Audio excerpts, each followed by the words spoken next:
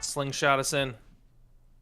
Oh no, Philip White's face is messed up again. Why does this keep happening? It's all good. It's all good. What's up, everybody? How we feeling? It's the week 6 pregame show. I'm feeling good. I'm feeling fantastic. We've got the triple touchdown theory. We've got all these dang stats that we're gonna bring to you. Philip White, how you feeling? I am feeling incredible. Folks, the NFL season's still rolling on. It's rolling along too fast for me. It's already on week 6. But as it rolls, so do we. We will continue to roll. We'll be recapping Thursday Night Football between the Seattle Seahawks and the San Francisco 49ers. We're going to be previewing every NFL game, including the one that's going on right now in London between the Jacksonville Jaguars and the Chicago Bears. Then we'll be taking a look into every other game, including Monday Night Football. We'll be giving you locks for today. We'll be giving you the triple touchdown theory. And we'll be closing out what we think who's going to win each game. That's pretty much what's going to happen. That's the so show. Stick around for all of it. That's what we do. Beautifully said, Philip White. Beautifully said. All right. And also, fellas, we have all the social medias. We've got the Discord. Send us an email. Do whatever you like. The Discord. Hop in there. Whole lot of stuff happening in there. All right. Thursday Night Football. San Fran was cooking. Philip White, what's your take on this one? I thought Seattle, as much as it was that San Francisco was cooking, Seattle really gave this game away, I thought, while watching this game. You had 2 awful Geno Smith interceptions. You had the one on the first drive, right, that looked like it was going to be points, throws a pick in the red zone, and then in his own end, throwing a pick, setting San Francisco up deep in Seattle territory. You had the DK Metcalf fumble, and this game could have even been worse when you had that punt where it kind of went off the guy's hand very clearly. We saw it. Officials didn't see it. Yep. But this game could have really gotten quickly out of hand for both, for specifically Seattle. I thought San Francisco did pretty much what they were going to do. They had a couple more big plays than they normally got. We saw Debo with a 76-yard TD.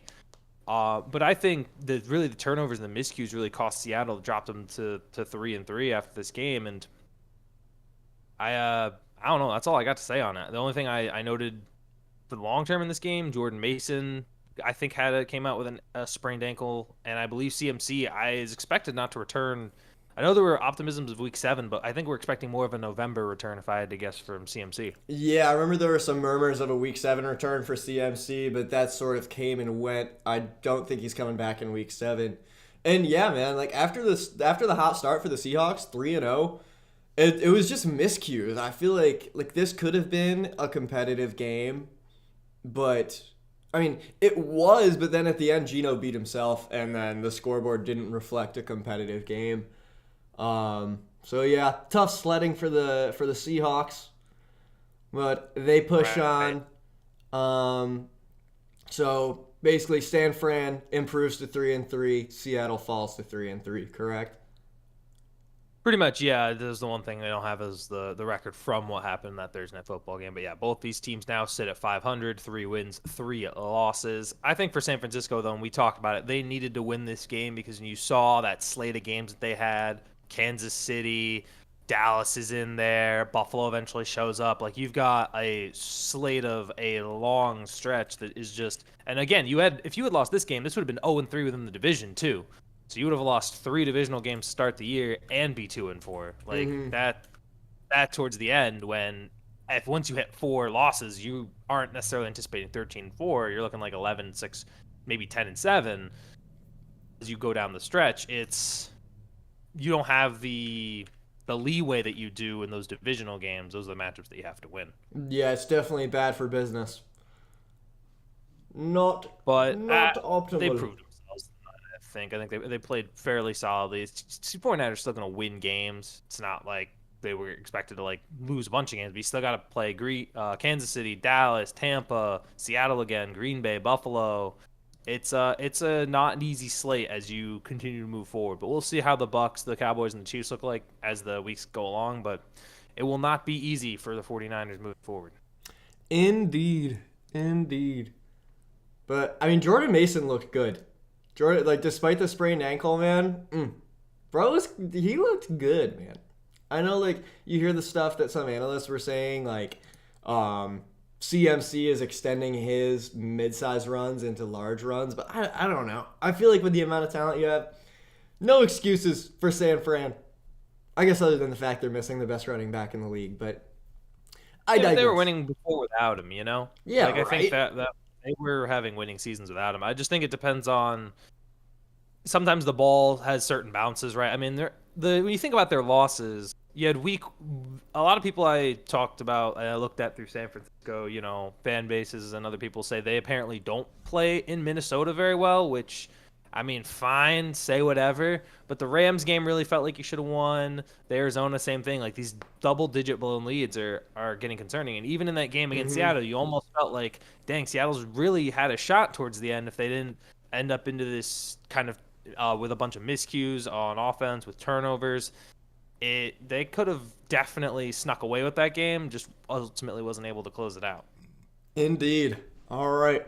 Let's move on to the very first game of. Well, hold on, we got to cover our bye weeks first. Oh, Just going oh into yeah. who's not playing this week. We got Kansas City, who's 5-0, LA, who needs this bye 100%, being at 1-4 and still super banged up with guys like Cup and Puka out. You got Miami at 2-3. We'll see if they can, I hope Tyler Huntley a few more reps in that Miami Dolphins offense so we can actually see it, be explosive at all. And then Minnesota again 5-0. I think out of Mm-hmm. these teams, I don't think Minnesota wants to even take the bye. The, I I mean, maybe they was want to. I was just thinking that myself. Yeah, but Yeah. yeah. I mean, Minnesota 5-0. I would just want to keep playing, man. They're such a fun team. I wish they were playing this week so I could watch them. So I could watch them. Yeah, I mean, the one thing I think that they benefit from is that I think Sam Darnold didn't play well last week, so giving him a bye might be able to get him back out there and playing well when they do come back. That Mm-hmm. was the one thing that I would say. Because I watched that Jets game, that Jets Vikings game, and he got hit, and so I think giving him a week to recover with that sort of poor performance and bouncing back in week 7, I think could be good beneficial for them. But I still feel like if I was a Viking, I want to see them on the field. Yeah. Yeah. Right. Well, yeah, dude. The Vikings are so fun. It's kind of funny, I, as a Jets fan, hate the Broncos because, I mean, I guess I feel I'll have a chance to yap and about the Broncos uh, later, but I love the Vikings, man. It's such a good story.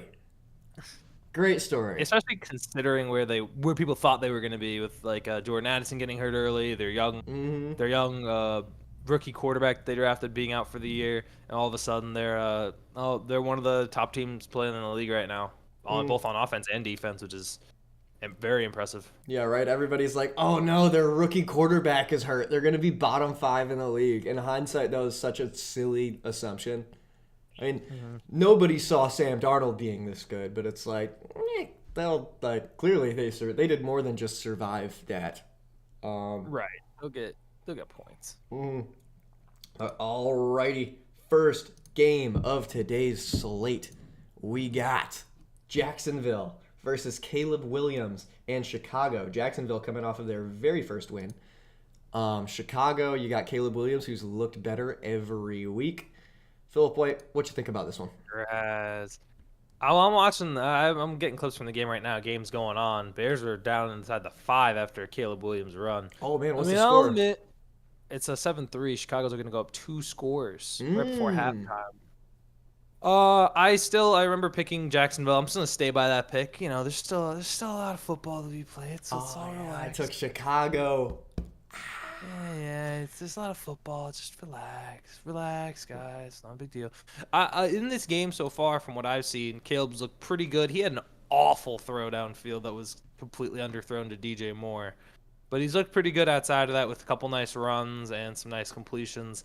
I just I like Chicago, man, but it's this like I was watching the game beforehand. There was reports coming out how they game planned the offense with Shane Waldron, and a lot of good offenses they have a lot of plays pre-planned. As it turns out, this offense didn't seem that way as they were trying to describe it. I don't think nothing was pre-planned. They obviously had to have some plays drawn up, but they didn't exactly have like a script going in like on the first drive or something like that. You're saying, well, yeah. It's Like an just two actual teams. script, like 15 plays in a row. Like this is what we want to do coming out of the game, right? Yeah. It seems like, yeah, you do kind of need that as an offense in the NFL. For me, I honestly, I still don't know where Jacksonville is at. Like, clearly they aren't like top half of the league. Um, I mean, saying I don't know might be an overstatement, but I think Jacksonville's better than their record reflects. Um, Chicago may not be as good as their record reflects, but you know, I'm rooting for Caleb Williams, basically, and them coming He out of just the passed gates. for a touchdown, by the way. He just Cole passed for Kmet. another touchdown to Cole Kmet. He's on my bench in fantasy. Oh, that's What? tough. What? That is tough. Down today. Wait, for the second time today, both of them went to Kmet. Yeah. Dang. Um, All right. Well, that's like, we will probably bring you more updates on this Jacksonville Chicago game, or maybe not because it's about to go into halftime. But you know what? We'll go wherever the wind takes us. yeah. See all where right. it goes.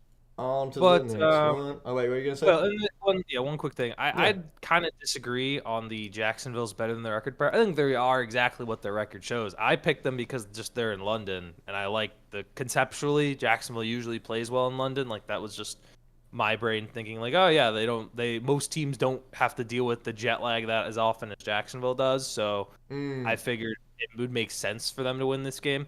But you know, maybe I will see. There's still a lot of game left. But I just don't think that they're actually better than. I think You they don't think they're barely. actually better than 1-4? I mean, this team was up against the Houston Texans with what 30 seconds left in the game. Yeah, in a desperate attempt. I can see that, but I think it's just I think there are certain couple things. Number one, divisional matchups are normally treated a little differently with just the way there's a certain intensity between the rivals anyway that I sort of feel always exists. And secondly, the one thing I have is they still got blown out by Buffalo. Last week against Indianapolis, they put up a lot of points offensively, but the Colts had been banged up at corner. Like I think they were down their top two corners. I think they were still out DeForest Buckner. Like they're down a lot of pieces on the defense side of the ball, and they still like that was why Jacksonville was able to put up so many points. And yet their defense couldn't stop Joe Flacco and Alec Pierce and all game long. Yeah. So I think they are what their record says. I think they are a 1-4 team. I think they can turn it around if they start to, focus. I mean, because they do have some talent. I like Brian Thomas Jr. He looks good. He does. They haven't even Ingram back for this game, and they looked good on the opening drive, but they had to settle field goal. So I think they are what their record says. They are 1-4. Yeah. They're 1-4, and they deserve to be 1-4. I don't know. I'm a believer. I like Trevor Lawrence as much as he. I don't know. Even though he does like simultaneously kind of bug me, I still rock with Trevor Lawrence. I mean, the guy, even though he's on a 1-4 team, he can still have a nice game. You got Big Brain Thomas Jr. You got Travis Etienne. It's kind of like a similar thing to the Bills, but they're not as good. I mean, there's a lot of talent on that roster, and yeah, They should be better than 1-4, but they're just not playing like they're better than 1-4. They very much should be. That's yes. I'm gonna light my balsam and cedar candle right here. Oh wow. Let me guess. You farted. No, JR did. I was close. You were very close. I should have known. It's always the cat. Balsam and cedar. That dang cat. It's that dang cat. Always that dang cat, man. That cat's always causing a ruckus. Indeed. JR really be. She got the black Air Forces on. All right, next one. Photoshop JR with black Air Forces. We'd need it. That would be iconic. All right, this one we've got the high-powered Cleveland offense against the turnover machine, Jalen Hurts. I say one of those ironically and the other unironically. Phil Point, what do you think? Yeah. Guess which one? Yeah, can you guess which one? Oh God. Yeah, this Eagles should be. I mean, usually I trust good head coaches off buys. Like Andy Reid's always great off a bye, right? Like Sean McVay, I don't know his, but I'm sure he's great off a bye. I Yeah. don't know if I can trust Nick Sirianni off a bye. That's the craziest thing. It's just looking at this. First of all, Cleveland is garbage, hot garbage. Like, and we'll get to that in a little bit of how bad they are. But for the Philadelphia Eagles, it's this Jalen Hurts. I mean, a lot of the top guys who we think who are supposed to be top quarterbacks just haven't been playing well. A lot of turnovers on Jalen Hurts' end, and they've been like inconsistent. Week one, their two wins have been like close wins, and their two losses have been a close loss and absolute slaughtering by Tampa. Like Tampa went in and just boom pop took out the Eagles. They were up like 24-0. Mhm. So I still don't know. This is a weird Eagle team because they're 2-2. I think they're awfully talented and good, but I don't really know for sure. Yeah, Nick Sirianni, he's got to step it up. You know, maybe there's a bit of a feeling out period with Saquon, but like, I guess that raises the question. Really, how hard is it to implement an elite running back into your offense? Because the guys look great. It's not like they've struggled to get him involved or something. I think the bottom line is that Hurts just needs to play better. And I think he's been suffering without Jason Kelsey. Um, yeah. I don't think these struggles will last forever for Philly. It is kind of wild though how like it was almost like a switch flipped when they started to go on their little slide, their rough slide a year ago of what, like 7 straight losses or something crazy, or was it just like 7 losses in 9 weeks It or was like something? 10-1, and they lost like the rest. I think they lost because they finished like 12-5 after like a 10-1 start. So they lost like 5 of their last 6 games, and going into yeah, it was just not. It was bad. Yeah, it It does was not a sound pretty very massive great. accident. They lost to New York, the New York Giants, and the Giants basically had nothing to play for but pride. They got smacked around. I believe Dallas kind of smacked them around a little bit in the match against them. And then in the game against Tampa, I know they were down AJ Brown, but Tampa felt like they controlled the game throughout in that playoff game of last year, and it felt that way again. Like when they went to Tampa, Tampa did exactly what it felt like they did last time. And Hmm. usually, as a coach, as like a good coach, because I think people don't trust Sirianni right now. I think when you look at a McVay, you look at Reed, they might lose to a team again, but they won't lose the same way, right? Like they won't lose in Yeah. that. Like if you're gonna beat them, you have to find a new way to beat them. It felt like Tampa did the exact same thing. Hmm. It was like they came in with a clear cut game plan, different strategy, forcing the other team to beat them in a different way than the previous time out. And I guess with Sirianni, once the Eagles start seeing those elite teams, or those same teams that they lost to in their tough stretch from a year ago that they're still on, seemingly, um, that question will be answered whether or not Sirianni will be able to do that, because I think he's not on the hot seat, but he's on the lukewarm seat right now. He's on the heated seat right now.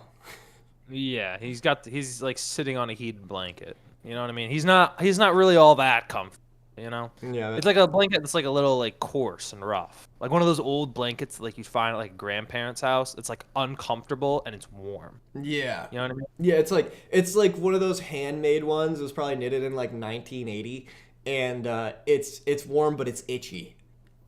It's an itchy, like a sweater, like one of those sweaters that like you Exactly. start rat. Like that's what I think he should be feeling, especially if they lose this game, because Mm. this is Oh god, we'll it's no talk about. longer an itchy sweater. That sweater has given him hives too if he loses this game. Yeah, he might as well be allergic to what it's made out of. Mhm. And we'll but we're gonna show you a very quick how bad Cleveland is. Like that's how bad it is. Like this is Mhm. of any game for it to be a get right game, it's 100% this one. Yeah, I mean, fresh out of the bye week, they have an opportunity Yeah, they're fully to healthy. create a little hot streak here. So yeah, Hmm.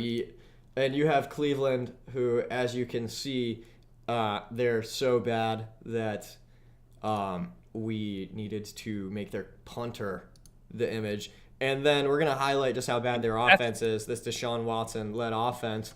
Cleveland really man. stinks, man.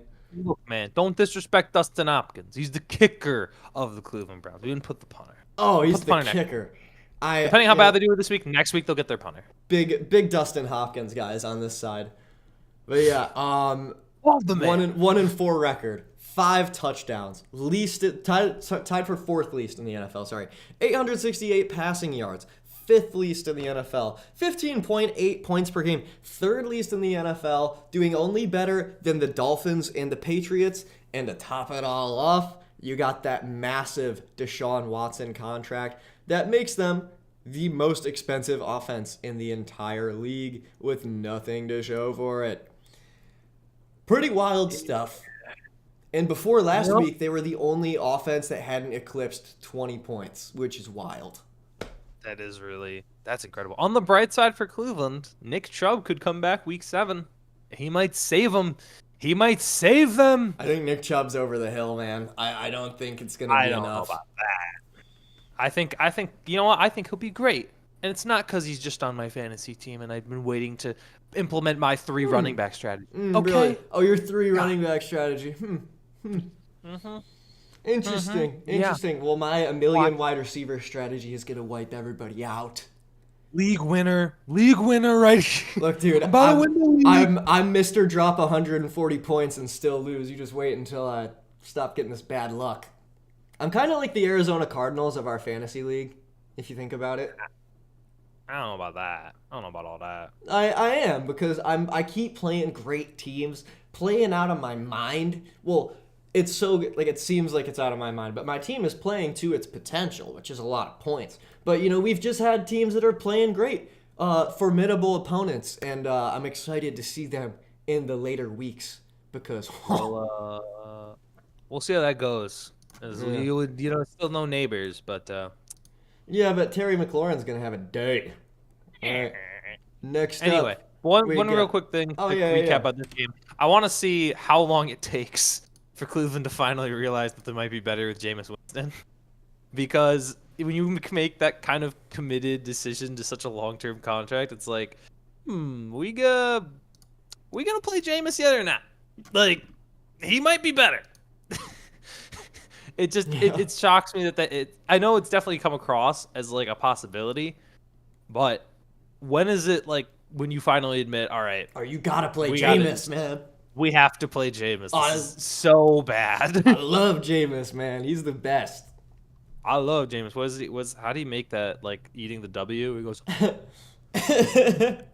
One of my favorite Jameis Winston clips is when he's like, somebody asks him a question. He was like, "Well, before the game, my coach is telling us, what do you say? He just wanted us to be prepared." What do you say? He just wanted us to be prepared. Yeah, he said it so genuinely in like this kind-hearted way, and it's just so funny. Yeah, all right. Browns, or whoever's in charge of Browns head coach, if you're watching this, start Jameis for us. Stefanski will not start. He probably won't start Jameis until he's sadly fired. That's what I think will happen. I think he'll get fired after sticking to Deshaun for so long, and then whoever's the coach will just be like, we're playing all the backups. We're playing everybody we're going to see who's better. Like that. Yeah. Save your job, Stefanski. Come on. Start Jameis before it's too late. All right. Save your job. I want you out of the AFC North. Well, there's just going to be somebody else. Wouldn't you want somebody doing a bad job on your division rivals team? But I don't think Stefanski's doing a bad job. I just think he's limited by the Deshaun Watson as a quarterback. Should have kept Baker. Indeed. But who knows how good Baker would be if he stayed. Yeah, speaking of Baker, we've got Tampa Bay versus New Orleans. New Orleans on that awful 3-game slide after their awesome 2-game start. Tampa Bay 3-2. Looking pretty good despite the loss to Atlanta last week, correct? Yeah, that's just tough. Kirk Cousins goes for 500. That's just a tough one. Tough pill to swallow. You got to be yelling at your defense. You got to be flipping their lid I mean, I the way don't. they played Kirk that was big just defensive line. dotting them up, man. Kirk looked great that game. I don't think it was a product of poor defense. I think it was 100% a product of poor defense. I think the defense was It wasn't atrocious. that bad. Like, I thought it was. I thought it was. There were a lot of because especially in that first half, it was bad, and then the second half, like nothing changed. Like you letting Khalil Hodge going for long touchdowns. Like everybody was like there were moments where there weren't even guys like within 5 yards. Like that's where there was just not good coverage from them. They need Antoine Winfield back. I'm gonna double check, they make are sure. missing Antoine Winfield majorly. The strong safety.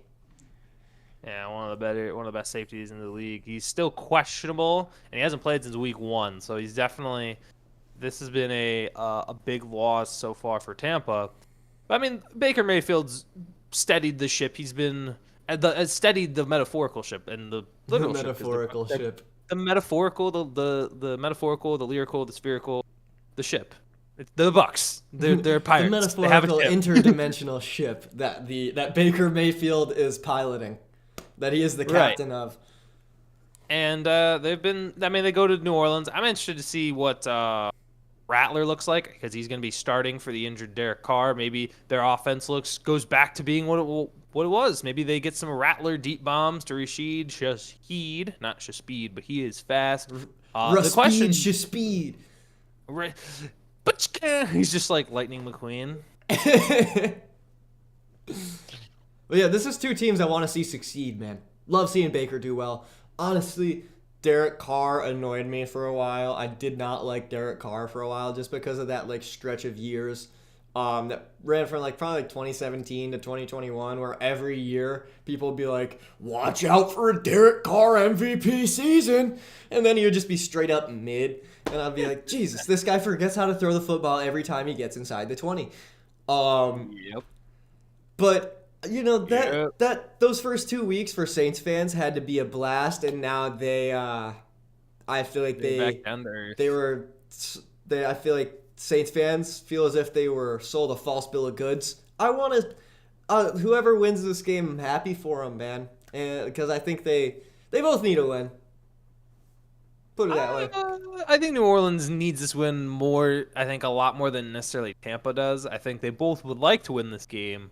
No duh, no one likes to lose. But when looking Oh, at yeah. who is in desperate need, like Tampa would be very beneficial from 4. They would really like to get up in front of the division. But if New Orleans loses this game, you've now lost 4 in a row, and you're probably just not good. I just think at that point you just accept the fact that you're not a very good team, and that 2-0 thing was just baloney. Yeah, New Orleans does need this win massively. You can't balonify the 2-0 start. What was it? 92 points scored to an allowed 29. They were too Yeah. good. Like you can't like. There's no way they played that far over their head. I'm hoping they can stay competitive. They played Carolina. Who was They the other played team? Carolina. Who's the other Dallas. team? But Dallas. Dallas Dallas isn't like Yeah, they're all right. Dallas hasn't been great either. Yeah. I mean they've been okay. And then, you play Kansas City, who I mean, granted they're 5-0, so I'll give you that one, but like Philadelphia, they had every opportunity to win that game, it felt. And then the game against Atlanta didn't even score an offensive touchdown. That was just the Saints screwing around for no reason. Like I don't know, I just think Well, do you those think kind that was a mental product of the miscues- Saints defense playing well? Atlanta not scoring a touchdown, like Maybe, but you had like Rashid Shaheed off the punt at like his own 5-yard line. I don't know why he's even return it, and True. it goes in and Saints get a touchdown or Atlanta gets a touchdown. Like what? And then there was the tip pass off Carr where the Atlanta got it for a pick 6. Like yeah. it's just those weird mental miscues. Those things happen, and I don't know if that's unlucky or if that's just a product of Dennis Allen being a mediocre to bad head coach. I like Clint Kubiak, the OC. He showed what he can do with that offense, but after 2 weeks, it's almost like, man, where's that offense? Where was that Yeah. offense? It was so good the first 2 weeks. It hasn't been there the last 3, not consistently enough anyway. I mean, it was kind of there versus Atlanta, but it wasn't there nearly enough versus Philly, and it certainly wasn't there nearly enough against Kansas City. So now you have a Tampa team. If Antoine Winfield doesn't play and you are unable to get offense in the game, either Tampa Bay definitely fixed their issues, or New Orleans just had issues that are much bigger than just a 2-game win streak. Like more. You need to do a little more. Yeah, offense. you gotta do something. So yeah, the Saints have there's a lot of pride on the line in this one, as well as the trajectory of their season will be affected a little more than other teams in the league by the outcome of this game. Yeah, Baker still looks great. Mike Evans looking for his 100th receiving touchdown. He got touchdown number 100. He's at 99 receiving, like 100 overall. I think he had like a rushing TD or something. Point. Oh, okay. Now he's 100th looking receiving. 100th receiving touchdown, baby. Oh yeah. All right, on to the next one. We got Arizona at Green Bay. Like I said earlier, man, the Arizona Cardinals are a tough 2-3, man. Coming off a very impressive win against San Fran last week, where Kyler Murray was pretty much the definition of dual threat. And yeah, I'm a big Arizona guy.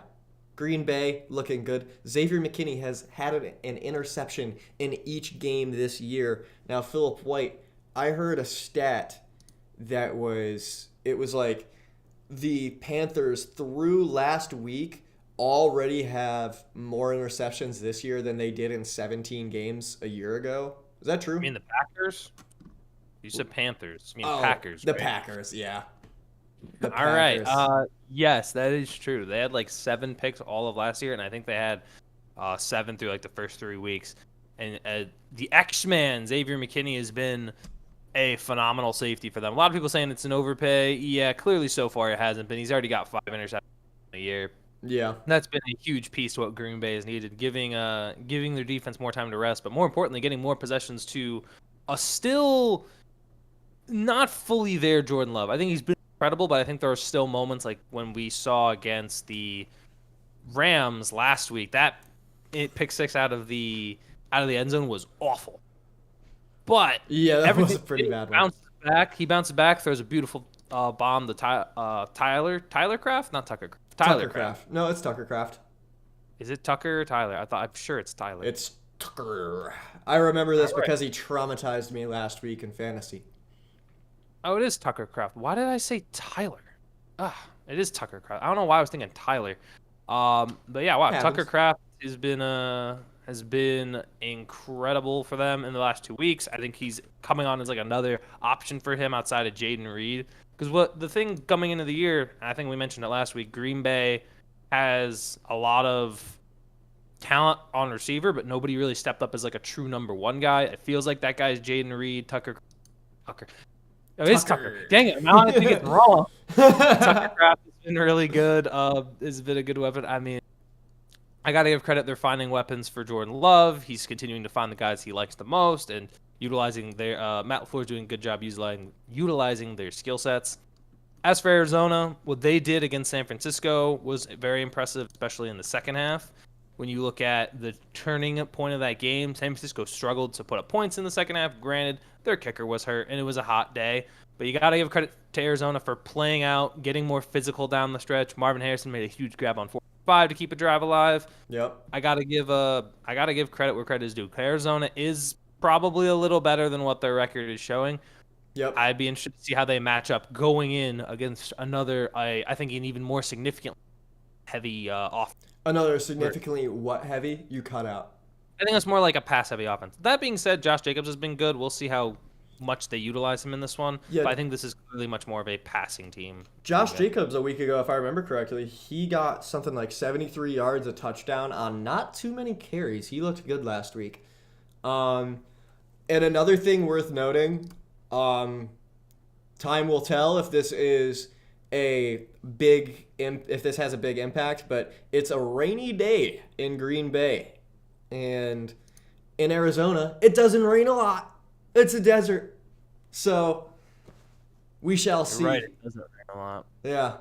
I think that lets Arizona play into what their strength was against San Francisco. I think if it is going to be that kind of game, I think that in that case you got a Arizona team who could match up very favorably in a ground and pound type of system with James Conner. I mean, last week, 86 yards on 19 carries. They started to wear down San Francisco a little bit in that James second Conner looked half. good a week ago. Yeah, once they start to kind of wear down your defense, kind of, make it difficult, make that one guy miss a little bit more, gain those extra, 3 or 4 yards on the end of runs, that could end up playing to be a big factor down the stretch. Yeah, especially against the Green Bay run defense that is not stellar. It's not terrible, but yeah, I would, on this rainy day, I would also expect them to take advantage of that run game. And I just want to say, man, man, a week ago, that was such a great win from the Cardinals. Like, Kyler Murray was the definition of dual threat. He had that great run. It was a come from behind victory. James Conner looked good. This guy has looked good every year. I'm sorry, he's gotten a little bit better every year for the past 3 or 4 years. Love it, man. I'm a Cardinals optimist for sure. And Green Bay, bring Malik Willis back. If you're watching this, Matt LaFleur. Okay, dog. All right, dude. Let's not. We on the Malik Willis hype train. Well, if Phillip, we're on the Malik Willis hype train, why don't we transition it over to his former team, the Tennessee Titans, as they take on the Indianapolis Colts? What a great idea. What a great idea. All right, yeah, we've got Indianapolis visiting Nashville, the home of the Tennessee Titans. Joe Flacco or Anthony Richardson. Do we know that yet, Phil? Has that decision been made? I think AR is on track to play now, but the question is, do you really want to go Anthony Richardson if Joe Flacco's playing like this? Yeah, right. Are you sure you want that? Yeah. Guy threw on 75%, 359 yards, 3 touchdowns. Looks good. He looked good. He's again, Jacksonville's defense was missing pieces as well, and they're bad. But I think they will play AR, and I still think it's the right move. I kind of put that in there just as a little discussion point. But I think at the end of the day, you probably have to go AR so we can get those reps. But a lot of people, there are some people, not a lot, there's some voices saying AR should sit behind Joe, learn from a veteran quarterback, and then in year 3 really take off.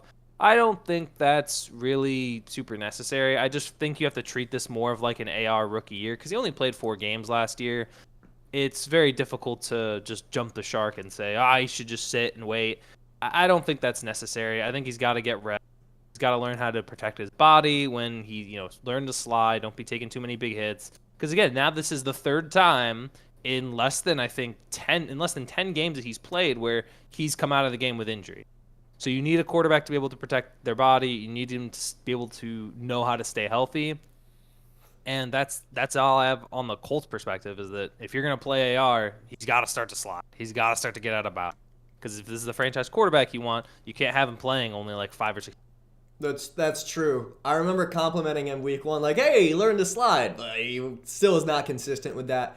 I personally am a member of the camp that says, just let Richardson sit behind Flacco. I mean, bottom line, outside literally the best stretch of football that Richardson played this year, everything else was shaky and honestly middle of the pack to bad football, was the stretch right before he went down. He threw, 3 for 4, 75 yards in that game that he got injured and then went down. So, dude, just let Richardson chill. There's no need to rush him into some situation when you've looked better with Flacco. I think if you're trying to win football games, you just go with Flacco. It's not like Richardson won't be developing behind him. Yeah, that's what I think. And are the Titans moving with Will Levis or Mason Rudolph at quarterback? So I still think they're going to move with Levis, from my understanding. Yeah, I think it's funny checking Will Levis. The low Will Levis. Willie, low light god. He's definitely on a start. That's what I'm hearing from Brian Callahan. The reports that Brian Callahan saying that Will Levis will be the starter. But I am in the camp that I think I would, and this might be biased because of the former Steeler, but I might want Rudolph just because I think Rudolph is underappreciated. I think he's a solid backup quarterback, and I don't feel like if Levis continues this turnover streak, at what point do you admit, yeah, this is because the difference between Anthony Richardson and Will Levis is Will Levis was not the fourth overall pick. Will Levis was taken in the top half of the second round. Yep. And when it comes to second rounders, they're not given fifth year options on their contract. They're not these massive investments that they're not as big investments. They're big investments. Not to say that they aren't, but in comparison to a first rounder, especially a first rounder that went in the top 5, it's a lot different. So there is certainly pressure for Levis to be good, but at the same time, you're not fully attached to him as much as the Colts would be to a Richardson or the Texans to like a Stroud, right? Or the Panthers to a Bryce Young. Yeah. You have that. You're flexible. You feel less invested. So I think there's more pressure for Will Levis to play well and stay healthy versus a guy like AR. Obviously, there's pressure in both instances, but I think from a franchise perspective, the decision is they might move off Levis sooner than the Colts would be willing to move off of Richardson. Yeah, because Richardson is just a higher value guy. The bottom line is Richardson is just, in my mind, generally better than Will Levis. I mean, I don't think that's a very hot take. He is. Yeah. So yeah, Will Levis has got to pull it together, and I think it's kind of a similar situation, a similar logic to what I think the Colts should do with starting Joe Flacco. Put Mason Rudolph ahead of Levis. It's not like Levis is going to learn the gospel from Mason Rudolph, but you don't want to cook the guy's mental game the way you've seen it happen with guys like Bryce Young or in the NBA Markelle Fultz. Like, you just let them. There's no need to rush this. They should be. These guys should be nurtured. So yeah, switch it up. You're 1-3. Come on. It's not like yeah.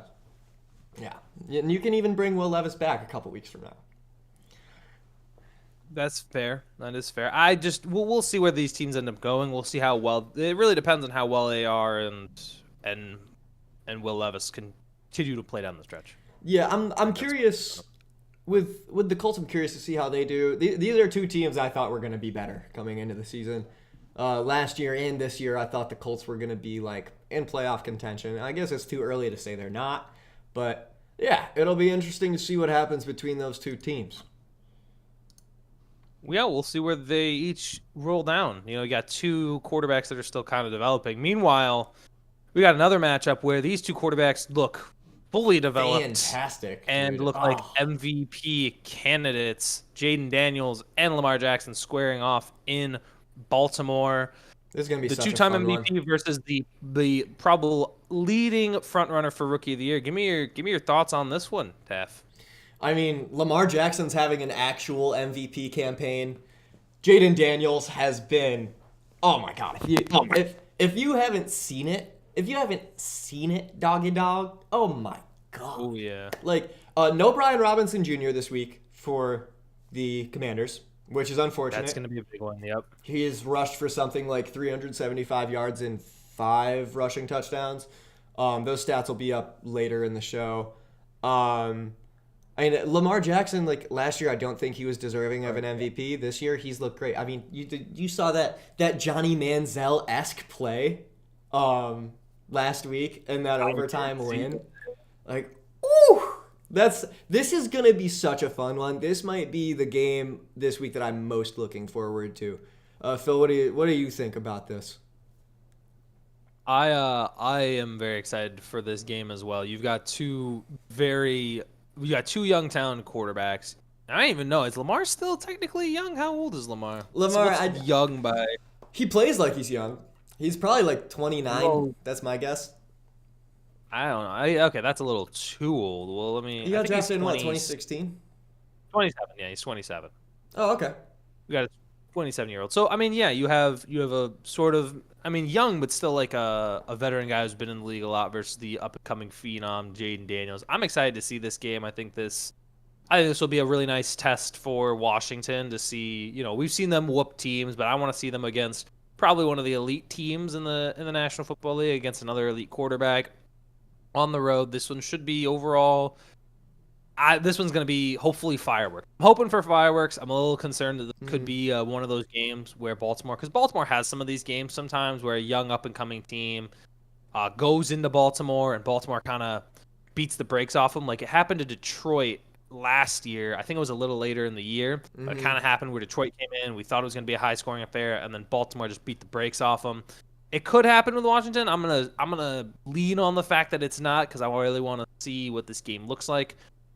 Brian Robinson, they'll have to adjust to him being out. Hopefully, Austin Eckler can maybe feel a little bit more rejuvenated, even more rejuvenated than he has been this year. Yeah. When you look at these two guys, I think this should be. I know we talked about Sam Darnold being up there. He's definitely up there with these guys, maybe for MVP as well. But these guys are neck and neck in that race. We'll see if they end up being first. They are right nipping at each other's heels. I have a question for you, but before I ask you that question, I saw this video. It was this interview. It was pretty big. You probably saw this too. On that big, I think it was the long rush. No, it wasn't the long rush that Daniels had. It was after some great throw that they were running the no huddle towards the end of the game. Jaden Daniels is running past his coach and he says, "We're playing man right now. Let's call something where we have a shot downfield." And then the interviewer asked him, "Do you just have permission to change the plays like that in the offense?" And he said, "Yes, I do." And it's like, this guy, he has the demeanor of somebody that's been in the NFL for years. He's so fun to watch. Oh, it's great. Love it. Now, to bounce off of that, coming into this year, we heard about how bad Washington's pass defense is. You dig through more stats than I do. Is Jaden Daniels' play muting the poor Washington pass defense just by putting up a bunch of points himself? Or has Washington's pass defense actually been quality, despite what expectations were? I think it comes down to, well, it hasn't been great, right? You have, like you saw what happened on primetime in Monday night a couple nights ago. Primetime? They faced Primetime was Phil? Against Cincinnati, there was that. And again, last week against Cleveland, they rolled them. But when looking overall at the pass defense, it is benefited from the way Jaden Daniels has played. I mean, if you start putting up all these points, all of a sudden you need players to, I guess, substitute in for that. I'm trying to find like the right wording. You have a defense that is benefiting from how effective the Washington offense is, where basically said, all right, you got to pass. You got to pass to get back in this game, because we're up multiple scores. Yeah. And I think they do benefit from that in a lot of ways. I do not think it is ideal, though. I do think it is a struggling unit so far, which is a little shocking considering Dan Quinn is a defensive head coach. They've been struggling for a while. I'll double check some of the numbers, but looking at what I've seen from Washington as a whole, I mean, to be honest, you can't even be that mad. Their defense is struggling when you are able to be on offense, and not just be on offense, have a rushing-based offense. With a rushing-based offense, what the Commanders have, they're able to control clock so effectively that they're on the field for longer periods of time, and you prevent the other team from being on the field. Like, you just stay on the field more. That's just generally what you're looking at. Yeah, and since you mentioned controlling the tempo, no Brian Robinson for the Commanders this week. Kind of losing that dimension of the offense could be rough. Who is the RB2 in that offense who's presumably taking his place? For the Commanders, I assume it would be Eckler. Oh, okay. I mean, there are plenty of replacements that are worse than Eckler. Eckler's looked better than I thought he was going to look this year. For sure, yeah. I mean, it definitely would be. There's definitely worse replacements you could have. I could think of a couple right off the top of my head, but me as well. You have like Breece Hall. I mean, these are the top. Literally, I mean, these are the top two offenses in the league right now. Yeah. Like, these are the top two. Ooh, hold on. Update on Jaguars Bears. Yeah. Jaguars just scored. I think they're going to about to take the extra point. That is pending. It's 21-9 at the moment. Oh, okay, cool. Chicago scored again. Yeah, I know. I missed that one. Relax. Nay. Anyway, Right. looking at the Commanders' stats, I mean, look, these are in terms of points, these are the top two offenses right now in the league. Defensively, they've actually are kind of average in terms of yards per game allowed. I think it's 13th. But again, I think a lot of that is these are the top two offenses in points, top two offenses in the ground game. They're like 1 and 2. They're right alongside each other. I'm very excited to see how they'll match up against each other. Uh-huh. That's all I have. I don't have much more. There's Yeah, only so man. much more I can say about how good this match is going to be. Yeah, it's great. The only thing that would make it better is Brian Robinson Jr. being there. But Right. what can you do? All Nope, right. the Austin next man up mentality. Indeed, next man up mentality. Austin Eckler, the vet, go get him. All right, up next we got Houston. We got another next man up. Indeed, another next man up scenario. No Nico Collins for Houston, and the big Kahuna, the Carolina Tar Heel, Drake May, filling in for Jacoby Brissett at quarterback. Gonna be interesting, making his NFL debut at quarterback. Houston has looked great. Patriots not so much. Phil, what do you think? Houston's gonna win this game. Like, I don't know what to tell you. No Let me way. put it this way. Let me put it this way. I understand why they feel the need to. This is gonna be basic. I don't think this will be any much different. I think he'll make a few plays because that's just what rookies do. They can add a little spark, but the main issue I have is there is nothing helping Drake May. Like in all of the rookie quarterback scenarios of rookies starting, including guys like Rattler who are starting this week, all of them have something on the offense that is actively benefiting to them being able to make plays. May has literally none of that. It's not even close. The closest thing you could maybe ask for is like Hunter Henry and Demario Douglas does not scream, yeah, that'll get some points on the Elite. board. It's just like, what are you doing? I get, and I think he's gonna get crushed. Like in this game against, especially when Houston has one of, I think the sixth highest pass rush rate. I mean, what they did to Caleb Williams in week 2, Oh yeah. he was running Ugly. for his life. Yeah. And Drake May is, I didn't watch him a whole lot in college. I don't know what his tendencies are. Just if he's more of a pocket quarterback, this is gonna be a nightmare. This could be very quickly one of a very ugly game. I think he'll do some things, but behind that offensive line, against that pass rush, without those receivers, Lacking the without options. quality receivers, it's just. And again, in comparison, you're going up against one of the better quarterbacks in the National Football League. It's just, I think it could look really gross overall. I don't think it's. I think it was a bad game to choose to bring in Drake May to. Like if you're gonna bring in Drake Yeah. May, I would have played him last week against a Miami team that has a struggling defense and is playing their backup as well. Like you have to give yourself a good spot to do it. This is not a good place to be starting Drake. Yeah, I don't really get it. Did Jacoby Brissett go down, or are they just starting Drake May? I think they're just starting Drake May. I think they're just trying to get something going on offense after one start, but I don't think Whack. a quarterback change is going to help you because you do Not not this week. have. Yeah, not against Houston. Yeah. And with again, even like right now, like I would have thought, if I'm being completely honest, there's a chance I would sit him till like the last 4 weeks of the season because it's you can't. There's nothing helping him. You haven't drafted anybody that seems really good on offense. Like there are some pieces that like maybe could pop, but these are guys that are either really young or going to make some huge some overall rookie or young player mistakes the same way Drake May is going to. There's no one reliable on this offense. Like, you look at Caleb Williams, he's got DJ Moore, Keenan Allen, and Rome Odunze. So he has some pieces offensively. Jaden Daniels has Terry McLaurin.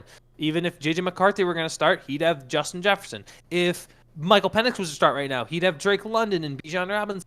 If Bo Nix, Yeah. I mean, the only one that is comparable is like maybe Bo Nix, but at least he's got like Cortland Sutton, who's better than every pass catcher on this offense.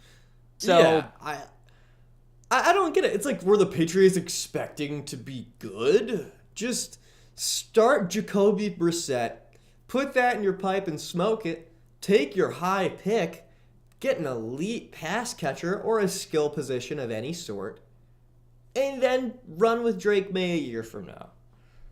Like, I think doing the equivalent of a red shirt in the NFL is equally as important as it is in college, if not more, for rookie quarterbacks. I think it's rushed. I think they should bring Brissett back. And yeah, like you said, going to be an ugly game for Houston, or not Houston, New England. I think it get really out of hand really quickly. Like one turnover, like this should be a game where they don't turn it over and they play perfectly, because one turnover and the floodgates are gonna open. Yeah, because after that, like Drake May's gonna be getting sacked. It's all about that mental game for these young guys, man. Because you need to learn to have a sort of short-term memory loss as a quarterback. You like I can't dwell on that pick that I threw last time out. I can't dwell on the hit that I just took. And of course, for a guy who's playing his first game in the NFL ever, it's gonna be tougher to do that. So, yeah. Indeed. New England not looking optimistic, but hey, we shall see. Moving forward, we got the Chargers against my worst enemy, the Denver you're Broncos. Overreacting, dude. I hate this guy. It's just Zach Wilson. That's Zach Wilson, isn't it? Is that what it is? What'd you say? Because Zach Wilson's on the team, isn't it? No, well, partly, but not really. The main thing is Bo Nix, because this guy was in college for like 5 or 6 years, was on a different team every year, and I swear he did not look good on any of those teams. And now here he is in the NFL cooking, and he beat the Jets. They derailed our season. It's evil stuff. Really, really horrible stuff. It's kind of really annoying that they are 3-2. They left me in a position of, slightly ironically, but not super ironically, thinking that I miss Zach Wilson. I'll go on about the Jets later. But yeah, man, Denver's shockingly competitive. They're 3-2. They have a better record than the Jets. It's whatever. I'm not mad, clearly, as you can tell. Guys, he's mad. Yeah, I am pretty upset. But what do you think, Philip White, about this one? I don't know. It's just kind of I don't know. Every time I see this game, Chargers Broncos, especially the last several years, I'm like, I don't know. I'm not super enthralled by it. I mean, it's a fine game, but right now when you look at the Chargers, Justin Herbert. I mean, I know it's a run-first team, but Justin Herbert's supposed to be one of the best quarterbacks in the league. He's averaging under 150 yards per game through 4 weeks. Yes, he doesn't have a top receiver, but I don't balderdash. Bro's got to step it up. I mean, you're supposed to be one of these elite quarterbacks. You were taken in the top 5.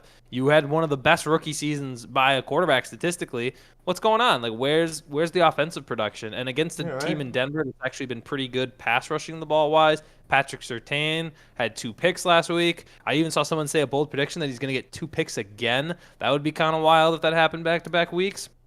But we'll see. We'll see where this goes. I think off a bye. This is also Jim Harbaugh first game off a bye as head coach, so I'll be interested to see what kind of game plan he brings into Denver. Mm-hmm. Well, when did he leave for Michigan? That was his last the San Francisco head coach in 2014. So I think it was the 2015 offseason. Okay. Like that offseason there where first time coming off a bye in 10 years for Mr. Harbaugh. It's been a little bit. Yeah. For Justin Herbert, man, like you said, yeah, I don't know what's going on with him. For me, I do kind of still cut Justin Herbert slack for some not discernible reason. Well, actually, it's because he had to deal with Staley for a while, horrible coaching. And, like, to me, for the Chargers, this is a little bit of a placeholder year. There's not a lot of talent on that team. Right. You lost all of your receivers. Ladd McConkey is your wide receiver 1, and let's face it, he's good, but he's not like Malik Neighbors or Brian Thomas, but he's solid. Look for the Chargers to add some talent next year, and if Justin Herbert is still bad at that point, that's when it's time to write him off. But I would like to see him do better, but I'm still a believer. I'm not necessarily not a believer. I just need to see it Like I need to see him actually do something. Yeah. And Phil, do you know what, like, Bo Nix looked good a week ago. Um Chargers are coming off their bye week. But Bo Nix, how did he do a week ago? Because he was kind of dotting him up as much as He was like it pains me 19 of to admit. 27. He was like 19 of 27 against the Raiders. He had a solid game overall. I think the one thing that I was looking at overall is it's just the quick passes. I think they're starting to finally get a little bit of Sean Payton rhythm into what he wanted to do, what Drew Brees. They're starting to get to that a little bit more. Again, it's a similar situation to the Chargers where they lack a lot of receiver talent. Again, Cortland Sutton's probably their best guy, and I still feel like he's a little underutilized, all things considered. Mm-hmm. But it looks better. It looks definitely. I'm not gonna say that it's like elite offense, but it's certainly better than what I would have said. Like I think it is a better overall team than last year offensively. Like they just have a little bit more of an identity. Oh, for sure. Oh my gosh. The Broncos a year ago, that offense, like it's like we were saying in the beginning of this year, I think the Broncos have improved since we were joking about it. But yeah, like remember when we were saying like, dude, of course I would love to go to a football game, but if somebody invited me to a Broncos game, I would spend the most amount of time compared to any other team thinking about saying no, I don't want to go. And that's changed. like Yeah. But yeah, a year ago it was ugly for the Broncos, and now they've got a little bit of fluidity in that offense. So yeah, A little bit of pep in their step. So yeah, this game not necessarily one that I have highlighted, but honestly, looking like it'll be a competitive game. Oh yeah, Pat Surtain coming off a big game, 2 interceptions and a pick six a week ago. Oh yeah. Dude, that was such a massive win for the Broncos. I can't believe I took the Raiders. Well, actually, I can. Yeah, I can because you did. Yeah. and they're bad. Just kidding. Now we've got Philip White's Pittsburgh Steelers against the aforementioned Las Vegas Raiders that Pat Surtain picked off 2 times a week ago. Brock Bowers had a massive game a week ago. 8 receptions, 97 yards, and a touchdown. TJ Watt getting his 100th career sack, and the tough loss against Dallas due to the Dak Prescott aerial attack. It was kind of they kind of had a fourth quarter collapse there. And yeah, Pittsburgh, despite the 3-0 start, falls to 3-2. And they have a little bit of a chance to improve this week. Philip White, what do you think? Now, normally this is a Tomlin trap game. Tomlin would lose this game if he was coming in off a winning streak. But because he's coming off in a losing streak, I can't imagine that Tomlin... The Raiders aren't even playing Gardner Minshew. They're playing Aiden O'Connell. Okay? The Steelers still have a good defense, and this defense gets pissed when they have a bad game, like what happened last week where they gave up that last-minute drive. So they should be playing with their hair on fire. I think at some point...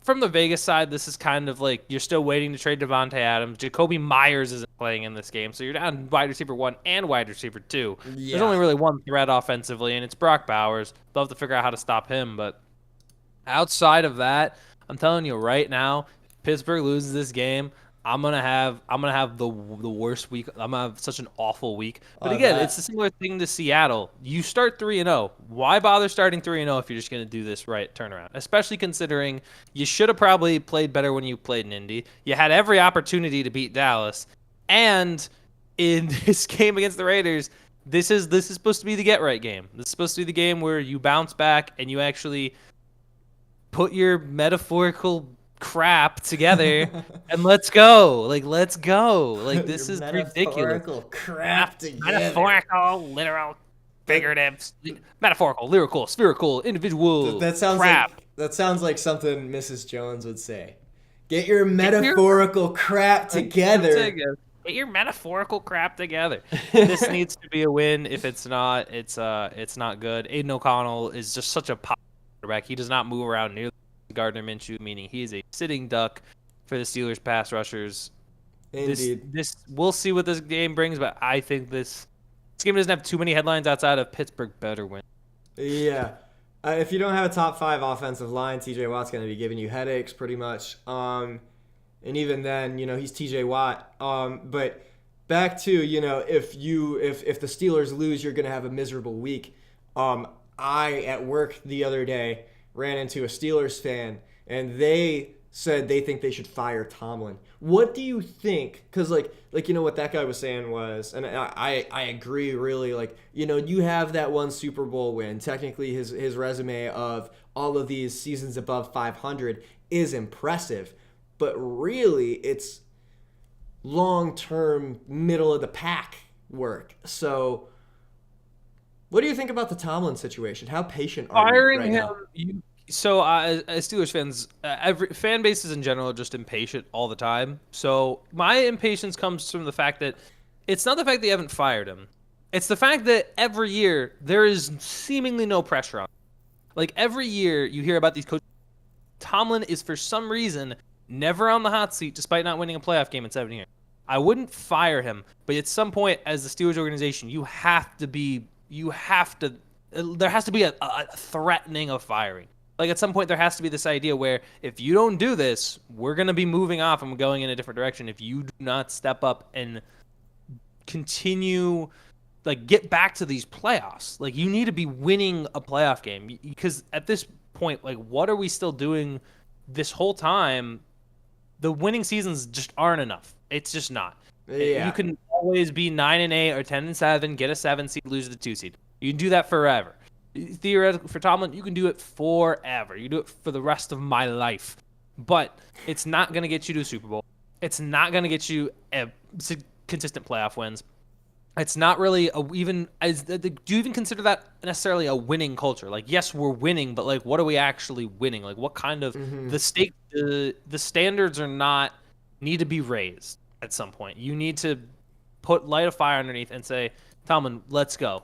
We as an ownership, you have to make the saying that you're getting a little impatient with what Tomlin has been producing. It has not been enough. I agree. It's time to tighten up. It's been how many years since Ben Roethlisberger?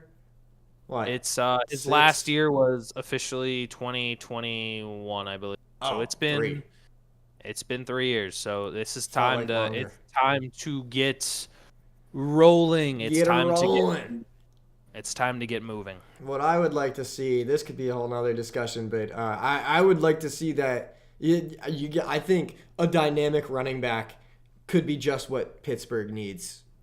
Najee is, the 1 yard per carry king.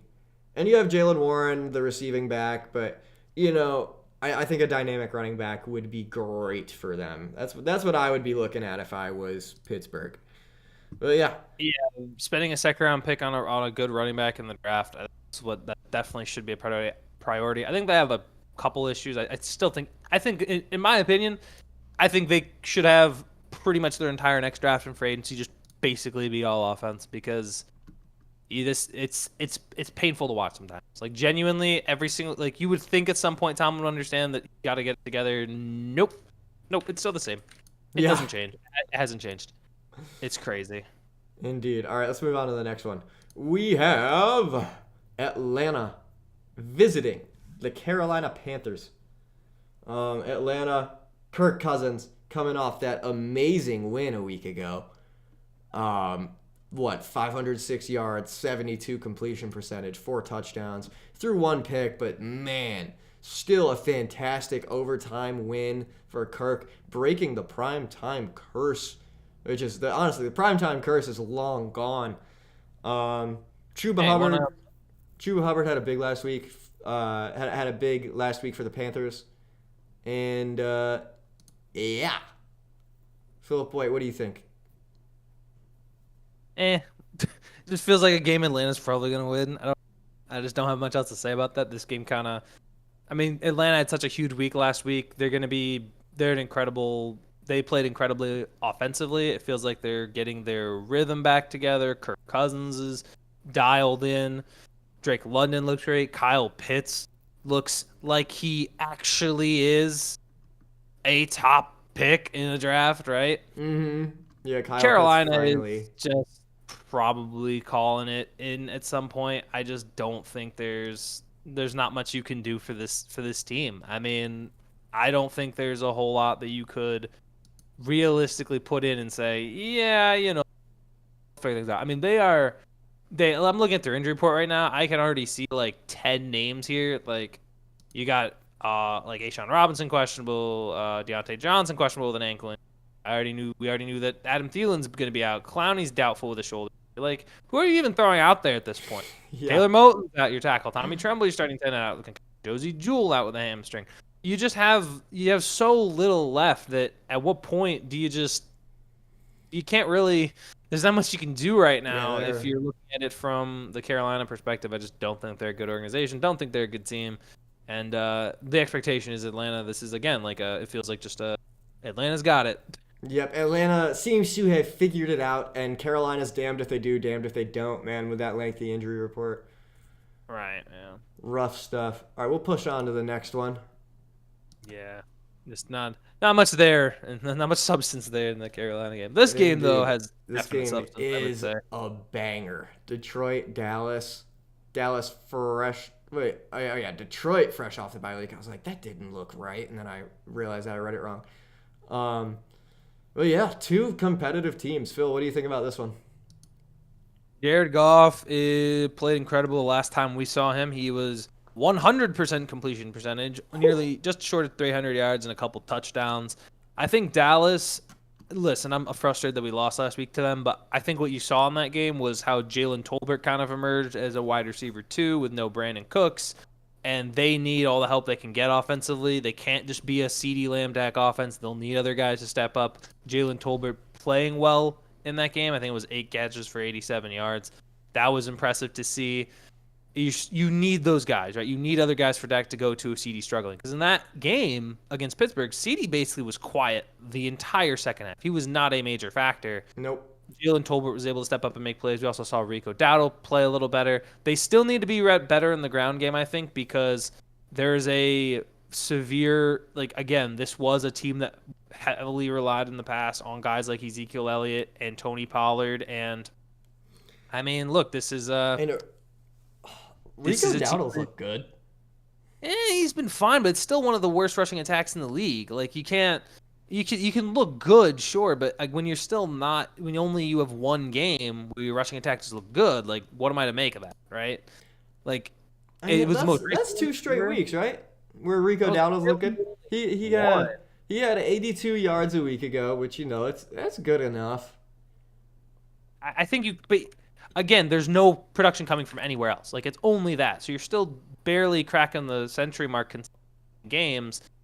And, I mean, look, no, it was like 11 carries for 46 yards. But, I mean, just not enough usage in the ground attack. They don't have, there's no real threat to run the ball. It is basically the game plan against Dallas is double CeeDee and just don't let them get off chunk runs. And they needed production outside of CeeDee Lamb. Because, again, when you saw it against New Orleans and when you saw it against Baltimore, when CeeDee wasn't producing, it's like, oh, wow, we have nowhere else to go with the football. So you end up throwing to actual Jalen. We saw Jalen Tolbert, Kevontae Turpin, Jake Ferguson. They needed a lot more of that. And I think they're going to continue to get more of that. But, I mean, oof. True. But I think it's going to be interesting to see what they do against Detroit, who is much more of a high-powered offense than Dallas is right now. Because if Detroit does, because I have a feeling if Detroit's able to do what they did with New Orleans and what New Orleans did and what Baltimore did, this could end up being the exact same formula going into Dallas. We'll see what it looks like, though.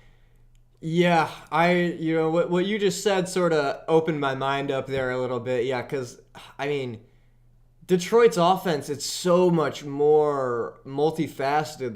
You have Jahmyr Gibbs, David Montgomery, and then you also have Amon-Ra St. Brown, and of course Jared Goff, who I remember a couple weeks ago looked pretty bad. He had some game where he threw 2 interceptions, one down the stretch and lost them the game. Then he comes right back, throws 18 for 18. Now they're off their bye week. Yeah, then you have Dallas, who really, Rico Dowdle is not enough to distract an offense. You have Dak, who, he's mediocre. Not the best, kind of mid.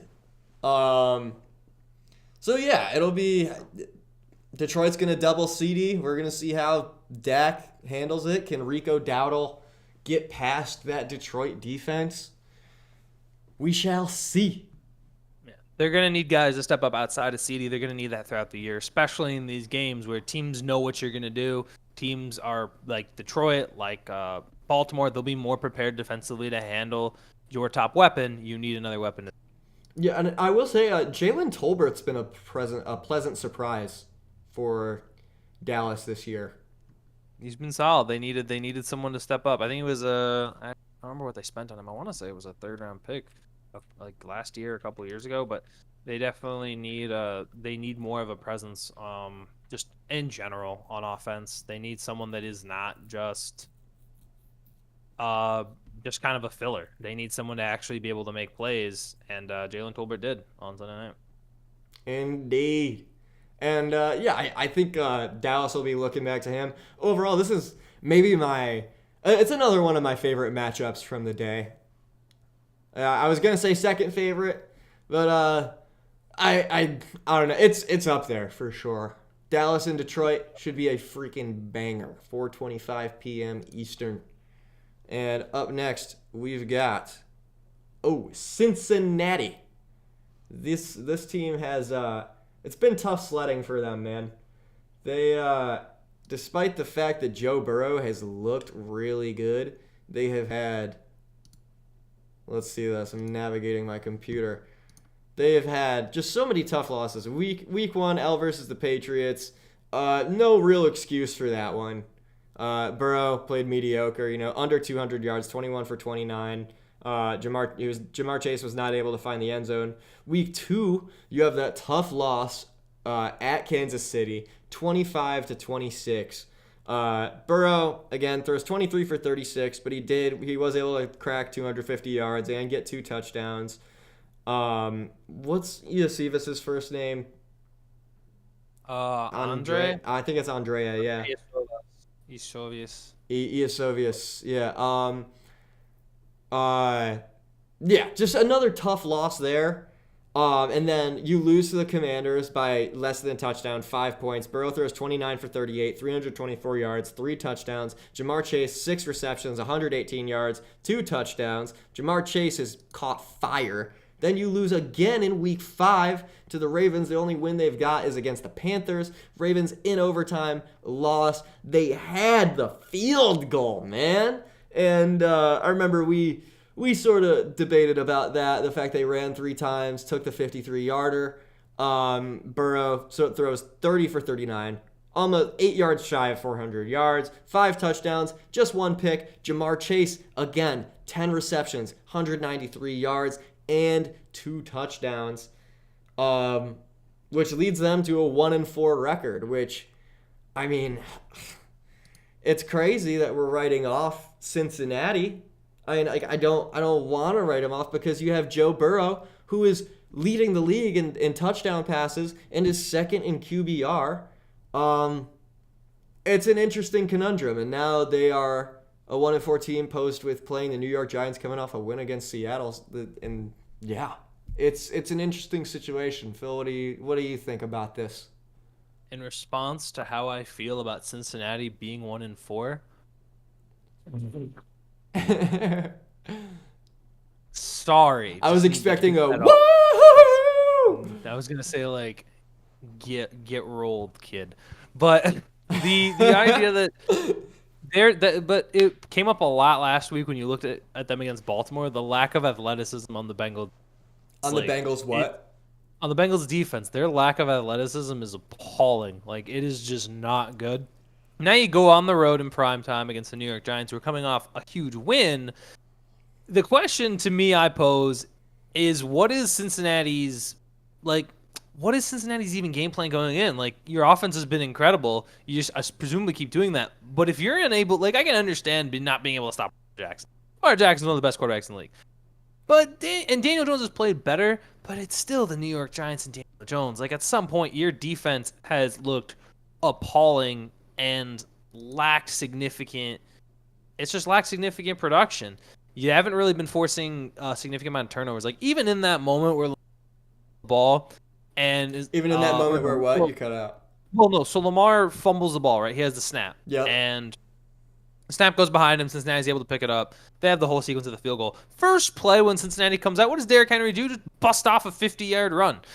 Like, I get it, you tie it, but you can't be allowing this. I mean, you're going to be seeing Lamar Jackson again later in the year. You're going to be seeing Lamar Jackson for years to come. You have to get more athletic on defense. That's just the reality. If you're Cincinnati, if you're Cleveland, if you're Pittsburgh, if you're anybody in that division playing against Lamar, you have to be able to run with him. You have to be able to anticipate the throws that he's going to be able to make. Yeah, and the fact that they weren't able to capitalize on that fumbled snap is ridiculous. You need better coaching. All these unforced errors, man, it's ridiculous. But go on. That's what it is. I mean, you need, and for this game, I mean, if they don't win tonight against New, I think if they don't win on Sunday Night Football against New York, I think you have to, at some point, you have to make evaluations on your defense, at the very least on your personnel. Because at being 1-5 with the expectations that you're supposed to be you're supposed to be contending for a Super Bowl. Like, that was the anticipation that they could win this division, and you are 1-4, and if you lose in Big Blue against New York, there are going to be people calling for changes at coordinator position, potentially at the head coaching position, a lot of positions on defense. It's yeah. I mean, come on. How are you that talented offensively and you're one? Yeah, it is ridiculous. And they got to pull it together. And then on the flip side, you got the good old New York Giants. Danny Dimes, despite no Malik Nabers again this week, against Seattle, man, 257 yards, 2 touchdowns, and a 29-20 victory. Honestly, man, I don't know if it was a product of the Seahawks looking bad or the Giants looking good, but man, Danny Dimes, he's dotting them up. Honestly, I'm a supporter. I love it. But Cincinnati needs this win. If they don't, there's gonna be issues. Yeah, there will be a problem if they don't make something happen today. All right, you want to move on to Monday night? Yeah, let's close out the previews with the Monday night Sweet. matchup between the better team from New York and the worser. I'll let you figure out who's who. And of course, that better team he's talking about is the New York Jets, who are flying without a pilot. I came up with that one. That's a bar. Just kidding. That was unnecessary. Traditionally, when planes don't have pilots, they tend to crash. I don't know if you've noticed that before. I heard Aaron Rodgers went to flight school. Right. Just kidding. I don't have a lot of faith in the Jets this week, man. You've got both teams going off of bad losses. One team feels capable, one team does not, and I will speak honestly now, despite the fact that I am a Jets fan. Of course, you know who I'll be rooting for. The Bills are much more well-equipped to win this game. Coming off 2 bad losses. Jets' debut game without Robert Saleh. Jeff Ulbrich, the defensive coordinator, will be filling in for him. The Jets just haven't been able to get anything going. The Bills really suffered their loss last week due to poor coaching down the stretch. Like, they could have run it 3 times and sent it to overtime, and the game could have had a totally different outcome, but they just decided to do a little Brandon Staley thing and throw it super far beyond the first down marker when they had the ball inside the 5 inside their own 5 with 21 seconds left in the game, and then the Texans were able to rip off a field goal at the very end. So yeah, a big bounce back opportunity for the Bills here. Philip White, what's your analysis on this one? Yeah, I mean, I know we're at odds about how we feel about the Robert Saleh firing. Yep. I just don't really again, I'm of the camp that I think it's an odd move to make only 5 games into the year. I think the conceptually there could have been a lot of different things that went like correctly. Like if Zerline makes that kick against Denver, we could be looking at this game a whole lot differently.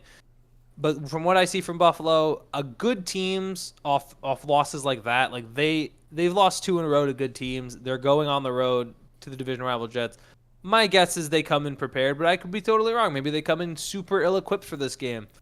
But the Jets' lack of ability to get a run game going been problematic. They're going to have to try to do it against a solid Buffalo front. I mean, they struggled against Derrick Henry 2 weeks ago, but Breece Hall has looked nothing like Derrick Henry this year. Yeah. Neither has that offensive line hasn't looked incredibly great. I think at some point you just have to, if you're New York going into this game, you gotta do something. You gotta make life easier.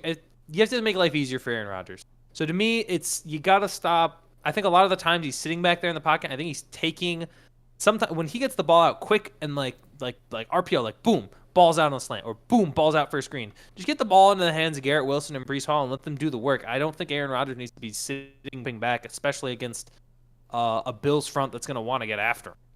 Yeah, I think the head of the snake for the Jets offense and its general underperformance and struggles is that offensive line, man. Like, you have Breece Hall having his worst season as a pro yet with his best offensive line. It's weird. Or it's supposed to be the best offensive line. Then you have Aaron Rodgers. Maybe this has to do with play calling, but anytime there's a broken play, man, chalk it up as a sack. It's rough, man. It's horrible. And the struggles of Breece Hall lead to a not dynamic offense. You know, you aren't keeping the guys guessing. The Aaron Rodgers comfort situation that's been created for the Jets is a whole nother story. But, you know, you have Lazard catching more passes than Garrett Wilson, which, I mean, we're playing bad. There's no way to know how we would be doing if Garrett Wilson was getting more targets. But it's just bad, man, because you don't have Breece Hall opening up the passing attack. Breece Hall's looking like Najee out there, man. And it's just rough. Maybe we can see Jeff Ulbrich do something. That's what I'm hoping for. I wish Nate was here, our friend, the Bills fan, so he could yell at me about this, because I would be able to roast him. He would be able to roast me. But that would be great. Go Jets! Go Jets! Just Go Jets. I'm looking at this one like an AYSO soccer coach, man. Just get out there and play. Have fun. As long as you try your best, guys. As long as you try your best. That's all that matters. Just try your best. It's all that matters, man. Everybody, you know, the starters are playing so bad. Everybody will get some minutes. Just play around. Do your thing. Any final thoughts on this one, Phil? I got nothing else on my end. I'm ready to get us rolling. I'm ready to keep rolling. I think we said everything we need to. This feels almost like a must-win game for both teams in a way. So I think this should be a good game, but ultimately, well, we'll get into that. We'll get into what's gonna happen. Honestly, the way I'm looking at it, if Buffalo loses, they'll be okay. The Jets are screwed no matter what, low key. Well, I feel like losing 3 in a row if you're Buffalo is definitely not a good thing. Oh yeah, for sure. All right. Moving onward, before we get into Diamond's picks of the week. Remember, we got a Discord. Check us out. Not only do we talk about sports, we like to talk about movies, video games, jokes, music. You say jokes? Yeah, we like to tell jokes. I thought tell jokes. Yeah, but like talk about jokes is a little weird. Like breaking down the parts of the joke. Like, see, this is why it's funny. This is the funny part of the joke, you know. Well, that's how. Yeah, that was a great BoJack impression. Literally like that. This is the funny part of the joke. You get it. You get it. That's the mark of any great comedian. You have to explain the joke after you tell it. It's me, BoJack. You get it because he goes to the mall and he forgets his pants. I mean, who does that? Who forgets their pants? Oh my gosh. All right, we have our email. Send us an email, man. We have our Instagram, Primetime with Taff and Phil. YouTube, Primetime with Taff Smith and Philip White. And our if you're watching on YouTube currently, our Twitch is linked in our Twitch page as well. All of these are linked on our pages, so if you want to get up with us, do it. Go right ahead. All right, we are jumping in to Diamond's Picks of the Week. Diamond, unfortunately, could not make it today. We have the copyrighted Wu-Tang beat. Let me just mute that. I wanted to put that in, but I don't think it's worth it. All right, Diamond's Picks of the Week. We've got his locks right here. Let's see what Diamond has for his locks of the week. You know, it's Diamond's picks. We're here to make you some money. Diamond, listen, I'm gonna try to do your picks and your triple touchdown theory some justice. Here we go. Starting out, the Philadelphia Eagles. They're taking on an awful Cleveland Browns team. I mean, come on, -8.5. It's gonna be even worse than that. You saw what Washington did to him. You're gonna see what Jalen Carter's gonna do with him. Jalen Carter's going to get in there. He's going to completely ravage that Cleveland offensive line. And it's not Jameis. It's Deshaun Watson. We're going to see Brandon Graham playing in his 200th career game. I'm betting he gets a sack. I'm betting he makes some massive plays for the Philadelphia Eagles here today. And the Eagles come out with the win. And not just the win. They're going to come out winning by more than 8.5 points. Taking the Eagles. And secondly... Wow, that was beautiful. That was beautiful right there. We got there. our second lock of the week. Listen, you got a rookie quarterback for the New Orleans Saints, which means you got an experienced quarterback on the Tampa Bay Buccaneers side, which that means Baker Mayfield, here he comes. -3.5. Are you kidding? Baker Mayfield was cooking against Atlanta. Now he's going to go into the Superdome. He's going to cook again. He's going to throw up even more touchdowns. Mike Evans is looking for career receiving touchdown number 100. Rattler's a rookie. Rookie Rattler going to get rattled a little bit by Tampa Bay, especially if Antoine Winfield is able to go this week. I just don't think he, and even if the defense doesn't stop Rattler as much as you think, Tampa Bay is going to keep putting up points. They're going to win by more than 3.5 points. So those are Diamond's locks. We got Philadelphia at -8.5. We got Tampa Bay at -3.5. Lock them in. You only got what? You got less than an hour. Get on FanDuel. Get on whatever sportsbook. Get on whatever betting app you use. Lock them in. Yeah, dude, brilliantly done. All right, now we're on to justice. The ninth wonder of the world, the big kahuna, the triple touchdown theory. Listen, we talk about triple touchdown theory, but we like to take triple touchdown theory. By the end of the day, we like to make it the triple touchdown fact. Let's get started. Like I mentioned earlier, Cleveland, who are they playing against? Well, whoever they're playing against, they like to give up points, and they're going to be giving points up to number 26 in the green and white. That is Saquon Barkley, putting it at -170 at an anytime touchdown. He is going to be running the ball hard. He's going to be getting in the end zone. Eagles are going to cook. They need him to cook. Secondly, Atlanta, come on. You've got Drake London. You've got Kyle Pitts. But you know who's a absolute stud of a running back? Bijan Robinson. Now it says he's playing at Houston. That's wrong. He's playing at Carolina. What are we doing? He ain't playing against Houston. He's playing at Carolina. And let me tell you something right now. He's also at -170. He's also at -170 to score. But he is playing the Panthers. Yes, that is a crucial note against the Panthers. It is not the Texans. And finally, the part that's going to be the banger, the part that's going to really get some sauce. This one's going to be a reach, but hear me out here. Marvin Harrison Jr. again is back on triple touchdown theory. Last time he was on here, boom, got us in, easy peasy. Now he's at Green Bay. Look, he might have a tough matchup with Jair Alexander. It might be raining, but there's no one else on that offense that I trust more as a receiver than I do with Marvin Harrison at +150. So we got Saquon, we got Bijan, we got Marvin. You put in $10, you get 53 back. And listen, when the triple touchdown theory becomes triple touchdown fact, you come back to here. And if it's not, well, then you talk to Diamond about it because he's the one that put it together, but he will always bounce back. That's one thing. The one thing you count on is if he's off one week, he'll always be back the next. Mm-hmm. Diamond always, he circles the wagons. Oh, yeah. He always bounces back. He's Mr. Fundamentals when it comes to this stuff. This guy's a scientist. Listen, when he cooks, he cooks. And when he does it, he gets back in the lab. And that's why you got to tune in every week to find out what came out of that lab. Did you place it? I placed it. Already placed. Not at 10, at 20. At 20. You heard me. At Beautiful. 20. You know what that means? Cashing out for 106. Cashing out for a 106. Love it. All right. On to my personal favorite. Did you make all of these gray on purpose? I did, yeah. Because, nice. I don't know. Kind of both 500. We don't know what Diamond's picks were, so put them all to be gray text. But we're looking at, we both went 500 this past week. A lot of upsets there, a lot of differences and splits in what we were picking, but Indeed. you know what? Not every week is going to be a banger. Another It really isn't. For real. We were there were a lot of, confusing games last week, like the Giants beating the Seahawks, the Cardinals beating the Niners. Yeah, so we both went 500. It's another week, man, where you're 6% ahead of me. I have to pick games correct while you don't, while I can.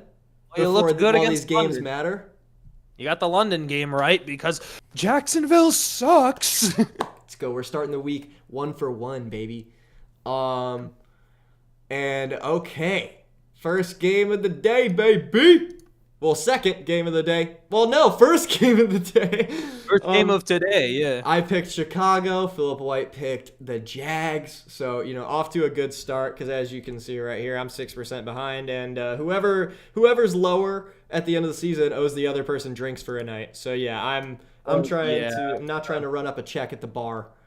It's gonna be a long check. And I ain't paying it. It's gonna be a long night and an even longer day next day. All right, at 1:00, first game we got Bucks Saints. Philip White, who you got? Give me Tampa. What are we talking about? You think I'm not gonna roll with Diamond's locks? Who do you think I am? Yeah. Some sort of casual? No, give me Tampa. Tampa will win. Tampa. Tampa against a rookie quarterback. Yeah, Tampa's gonna win this one. Yeah, I'm with you, man. I mean, you can't disrespect the locks. You can't disrespect the triple touchdown theory. You got to ride with it. Oh man. Oh god.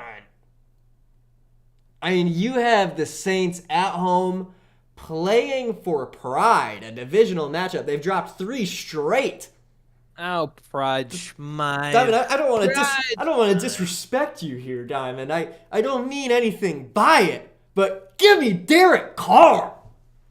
Derek Carr's not playing. Give me Spencer Rattler. Yeah, my bad. I'm just so used to Derek Carr being the starting quarterback. I knew that he wasn't playing. Give me this. Oh crap, Spencer Rattler. I was. Oh. Yeah, give me the Bucks. Yeah, give me the Bucks.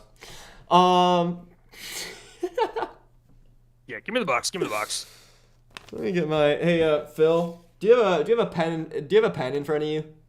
You're kidding. I'm doing it in like a Google Doc. All right, yo, can you drop mine down too? I don't know where my pen went. Man. I don't know where my pen went, man. JR's always stealing stuff. You know my cat's a freeloader. All right, I guess I can do that. Thanks, Phil. Oh my god, this guy's. All right, next up. All right, we both picked the Bucks for that one. Next up, we got the Commanders against the Ravens. 2 MVP candidates. No Brian Robinson Jr. For the Commanders, 325 yards, 5 touchdowns on the year. Phil, who you got in this one? Well, no Brian Robinson really makes I mean, Baltimore's at home. They started 0-2. They're a little annoyed they started 0-2 still, I imagine. I think Derrick Henry is just... You got Derrick Henry. You got Lamar Jackson. No Brian Robinson. Commanders. It's going to be a little bit tough sledding. So I'm going to roll with the Ravens in this one. I, too, will be taking the Ravens. I'm looking for a great game, but no Brian Robinson Jr. That dimension of your offense being weakened. You have Eckler filling in for Robinson, but yeah, I think I would love to see the Commanders improve to 5-1. That's what my heart will be hoping for, but my brain's telling me you gotta roll with Lamar. He's playing great, so yeah, give me the Ravens in that one. Both picking the Ravens in that one right there. And now we've got Cardinals visiting Green Bay on a rainy day. You have Kyler Murray that was the definition of dual threat a week ago against a hot Tucker Kraft and a Jordan Love who's kind of been tripping over his own feet a little bit, but still Jordan Love, and I think he's going to keep getting better every week. Philip, who you got? Packers at home. I'm going to roll Green Bay. I mean, look, it's going to be a wet one. It's going to be a rainy one. I think they're going to rely a lot on Josh Jacobs in this.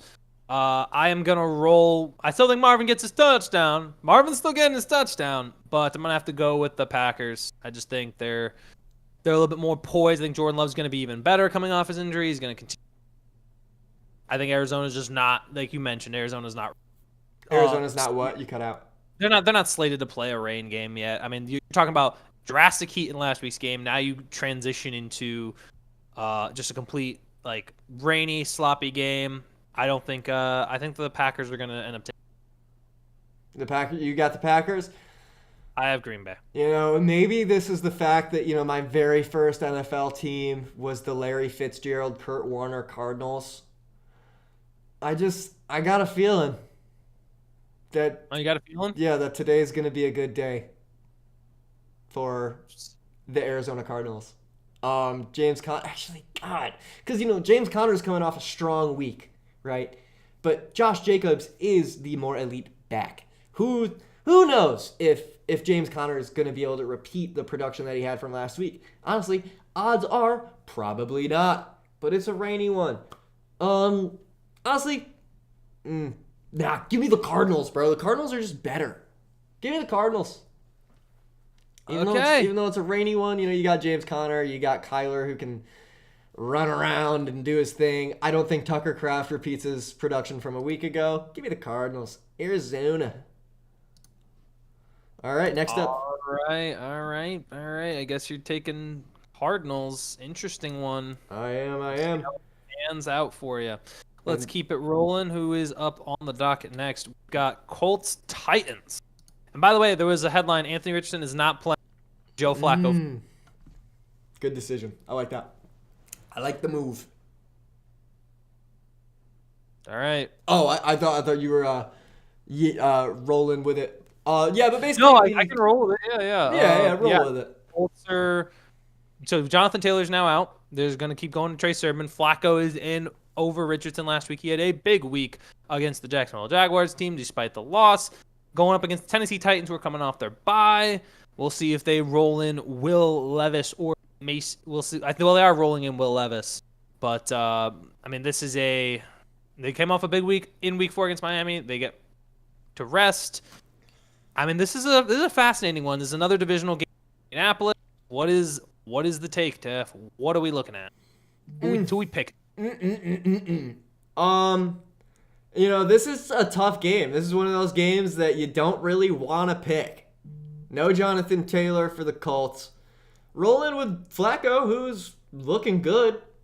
Then you have Will Levis, the low light god, and Tony Pollard. I think really the difference between these two teams this week, this matchup, is you have Tony Pollard healthy on one end and Jonathan Taylor not playing on the other. It's a sunny 83-degree day with a 57% chance of precipitation. I don't know how heavy that precipitation is going to be. Let's assume that's not going to be a factor. Man.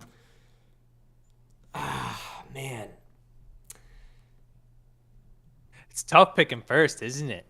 I mean, I think it might actually be tougher picking first, yeah. And also, like, this is a tough game to pick. It's like give me the Titans. Give me the Titans. All right. Who you got? I'm rolling with the Colts, man. I think that they wouldn't like to lose back-to-back divisional games. I think they already played a close one against Jacksonville. I think that the defense should be better, especially against Will Levis, who is not.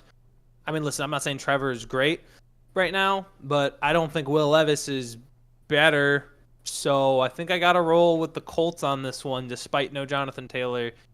I think who is filling in for Taylor? It's a Trey Sermon as the backup. But, I mean, even then, they still hung 34 points up last week. I think they can continue to do things. I know Tennessee has a strong run defense, but I'm gonna trust in Flacco. I'm gonna trust in Flacco on this one. I'm not picking against him. Not against Will Levis. Oh my God, you put it in such a convincing way, man. Cause like gotta convince yourself. Gotta convince yourself. That's the big one. Well, yeah. My logic on this is like you have Joe Flacco, immobile guy. And then you have Trey Sermon playing against the only bright spot on the Titans, their run defense. And yeah, I guess I'm sticking with the Titans. I still like the Titans in this one. All right, next up we got the Texans against the Patriots. I don't think there's a whole lot to say about this one, man. We both like the Texans, don't we? Yeah, that sounds about right.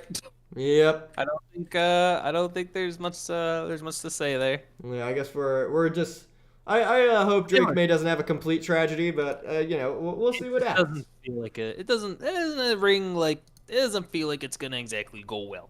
Yeah, and we've got next up we got the stinky Browns coming to visit the rested up Philadelphia Eagles.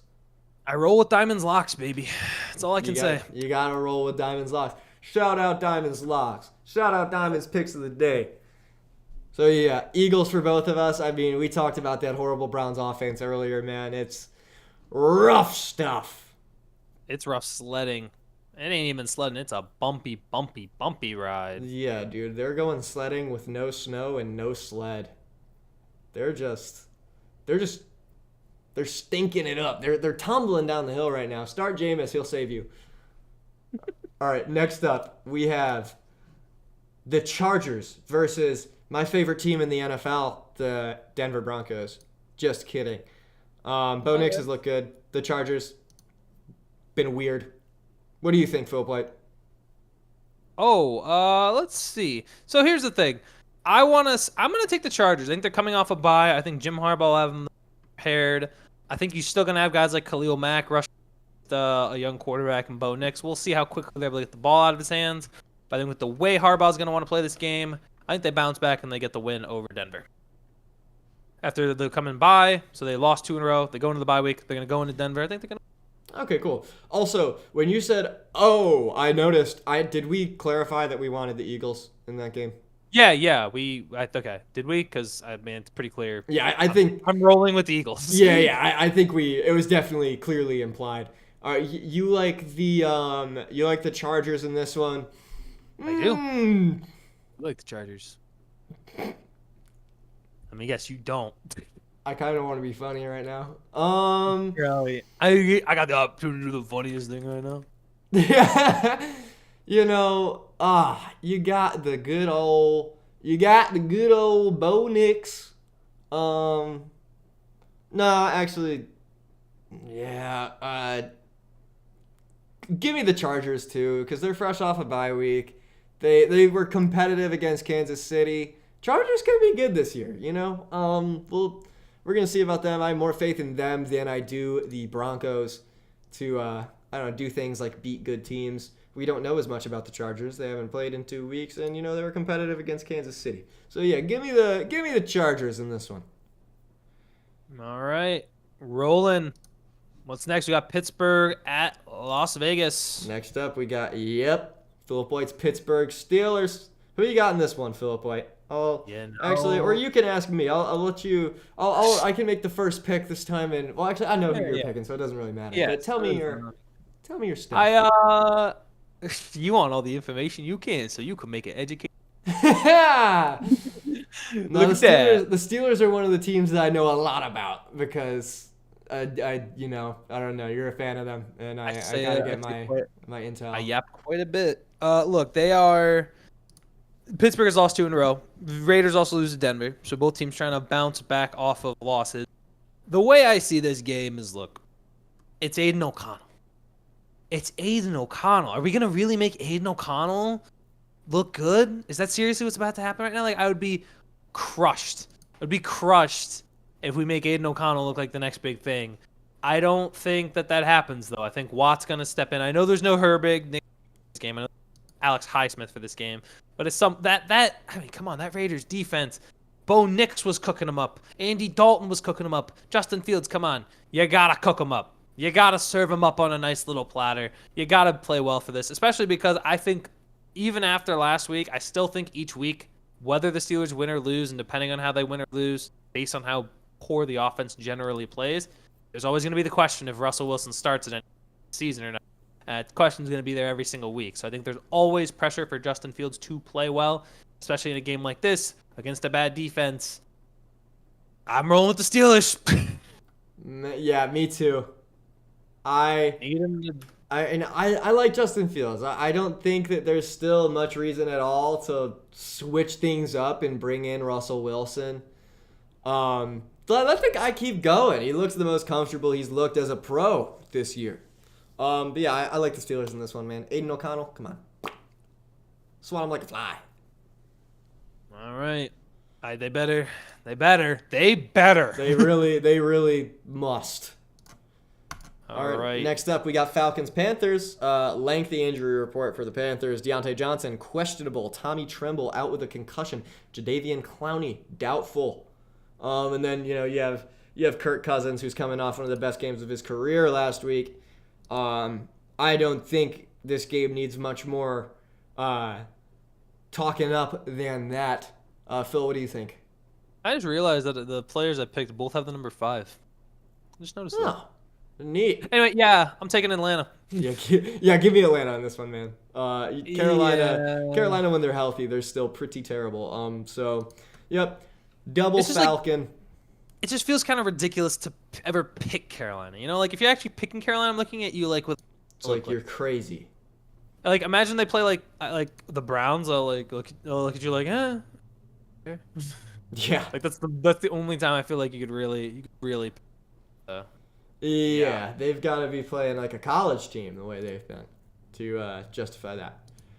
So I'm looking at it. Yep. Mm-hmm. All right, so next up, we got Detroit against Dallas. Philip White, what do you think about this one? No, Taff. What do you think about this one? Okay.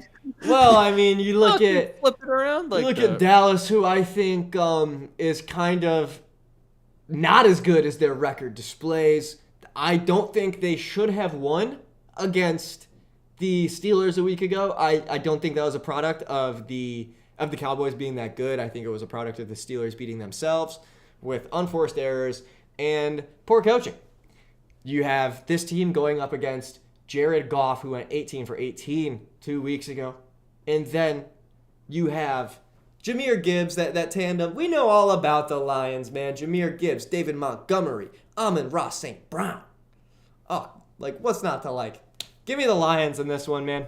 Visiting Dallas, they get the win fresh off the bye week, I think. I'm running with the Lions as well. My one question for both of my fantasy teams is, where is Sam Laporta? Dude, where is he? I keep forgetting to set my fantasy lineup, man. I got to do that. Oh, my God. Well, Cole Kmet's on the bench, so that's tough. I mean, Cole Kmet, I see his points. He's either always getting, 2 points, one reception for 9 yards, or he pops off. I don't know how many fantasy points he has right now, but he had 2 touchdowns in the first half, so, looking like a big day for him. But I have Kyle Pitts starting over him. I drafted Kmet as insurance in case Pitts sucked again. Fair enough. But yeah, all right. We both like the Lions in this one. Will Sam Laporta be invisible? The world may never know. Actually, we will find out in about. Final score officially posted from Bears-Jags. Bears beat Jags 35-16. What?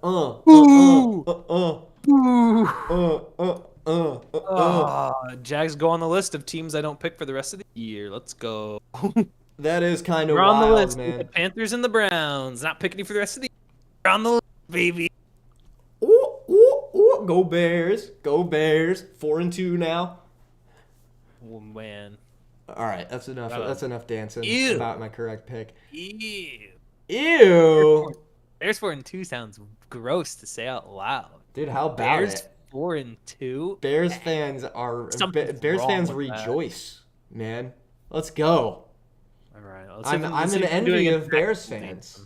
Yeah. All right. Next up, we got Bengals, New York.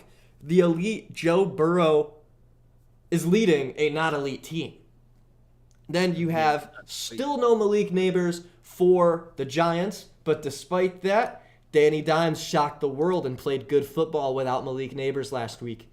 Philip White, what do you think in addition to that? I keep picking them. I don't know why I do it. They really should be on the list if I'm not picking. But if they don't win this game, then they might end up on that list. The last time, but I think I'm going to take the Bengals over the Giants. It's the problem I have is I don't know what Daniel Jones I'm getting. Like I've seen Daniel Jones the last 2 weeks. He hasn't been bad, but it's always like it's like there's like a hanging anvil and I'm waiting for it to drop. And I know it is going to drop. I just don't know when. I'm going to assume that it's just this game against Joe Burrow. I can't. If Bengals fall to one, it just feels weird to say. Like you're leading the league in passing yards, one of the top passing offenses in the league, yet you're not stopping anybody. If there's anybody that you can stop, maybe it's Daniel Jones and this Giants offense. I'm taking the Bengals. I'm going to take the Bengals. Yeah, Take the Bengals over the Giants.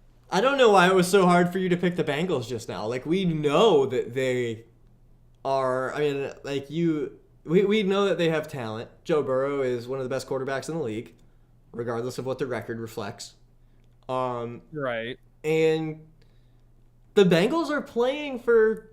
This is a make or break game. It's another do or die game. It's a similar situation to when they're playing against the Panthers. Like if you lose this game, come on, throw it away, chalk it up. It's Bad just season. I look at the Bengals and I pick them every time. I think I pick them. I actually think I pick them every single week. I think I have to. Like I pick them every single week, and I'm sitting here thinking like, why am I doing this to myself? Come on. Well, this week it makes sense. This is the one. Okay. This is the one. I would hope so. I'm rolling with Cincinnati. Me as I'm gonna roll with the well. Bengals. All right, on to the next one, man. On to the last one, actually. We flew through these, man. Yeah. So we're all ready? I want to get watching the games, baby. I want to get to the game. I want to get to the pre-game. Well, actually, I got to drive and I got to pick some stuff up. But then I'm sitting kicking back and watching the football. Hell yeah. What you picking up, Philip White? An actual desk, because I'm not using a desk right now to set up my computer. Have you already found the desk, or are you shopping Yeah, for the desk? I have a desk. I have to just go pick it up. Iconic. But I'm telling you, man. I want to I'm go get telling stuff you- for like nachos. Oh, hungry. you have to get them. I'm You hungry. have to get them. You only got so much time. Indeed. 30 minutes. Indeed. I got 30 minutes, man. All right. I'm going to have to speed run. But all right. Last game of this week. Monday Night Football. Bills. Jets. We talked about it. You probably heard about it. The Jets are playing their first game without Robert Saleh. And the Bills started 3-0.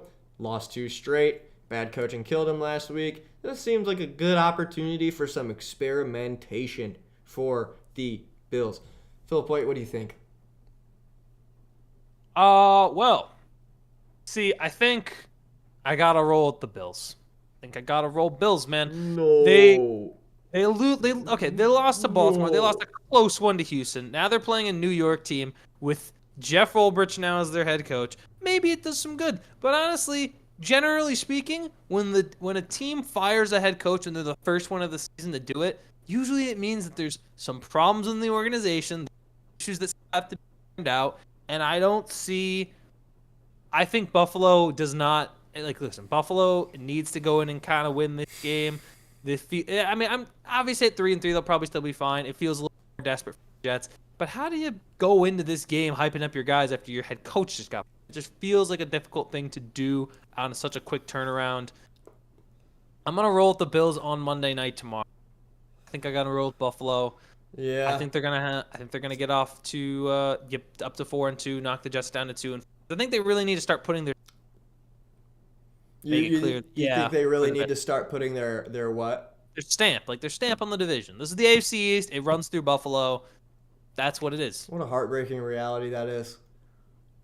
Yeah. Oh, you know how hard this is for me. What do you mean? This is so difficult, man. Cause if there was nothing on the line, I'd be like, give me the Jets. But God, it does. The one pick, the difference in the one pick, just to even out the odds. Did we agree on every pick but that one game? No, I think we had 2. I want to say. Let me check. No, you picked Cardinals. I picked Packers. I picked Colts. You picked Titans. Mm. Yeah, I think we were different on 2 games, and then the London game, obviously. Mm-mm-mm-mm-mm. Okay. Um. It's like that. So I said it earlier, man. My heart's saying the Jets. My brain's saying pick those Bills, man. I am reluctantly, as a Jets fan, taking the Buffalo Bills as the last pick of our slate Wow. of picks.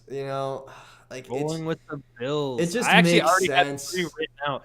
I had pre-written out that you were Jets, but now I got to change it. Dang. Yeah, I mean, I gotta. If there wasn't a long night at the bar on the line, I I would totally take the Jets. But it just makes sense, man. The Jets haven't been able to beat good teams all year. Like, and that's rough stuff. But yeah, before we conclude the show, we'll show you the triple touchdown theory one more time. One time, bring it back up. You got less than 25 minutes. It's 12:37 p.m. Eastern Standard Time. Rewind. All right, Diamonds picks of the day. You got Philly -8.5, Tampa Bay -3.5. Marker down. You got 23 minutes. Down, Triple ladies touchdown and theory. gentlemen. Saquon Down. -170. This is anytime touchdown, of course. Down Bijan the Robinson -170 as well, and then you have Marvin Harrison Jr. +150 on the rainy day at Green Bay. That pays out $53 when you put down 10. I placed it. Philip White placed it. We think you should ride with us and let's become millionaires. Let's become 50. Well, let's become $100 naires. $100 naires. What? Add it up. Alrighty. All right. That brings us to a conclusion. It is 12:38 p.m. Eastern Standard Time. We thank you to anyone who's tuned in to join us. Thank you for checking us out. Thank you for tuning in and watching. We've got what? We've got 20 minutes till game time. I got to run and pick up a desk. But of course, make sure you check us out on our email. Lineups. Yeah, that too. You got to do that. I already did that last night because I knew there was a London game, but I didn't have Jags or Bears players, so it didn't even matter. But guess what? Thank you for tuning in. Check us out. If you want to email us anything, feel free to do so. You got our Instagram. Go just check it out. Give us a follow. Go subscribe to the YouTube. And, of course, we've always got the Discord if you're free to join. We talk about sports. We talk about video games. We talk about movies. Basically just bros being bros. Mm-hmm. Come be bros. Come be bros. Come be bros. Come be bros. If you're a woman, you can also be a bro. It's not a gender inclusive term. Women can be bros. Anybody can be a bro. Exactly. You can be a bro. All you got to do is just hit that Discord. All right. That was awesome. I'm going to go. I got to pick up stuff. I'm going to be running late. Thank you guys. See ya. Beautifully said, Philip Boy. There's nothing I have to add to that. Thank you guys for watching. Yeah. Love ya.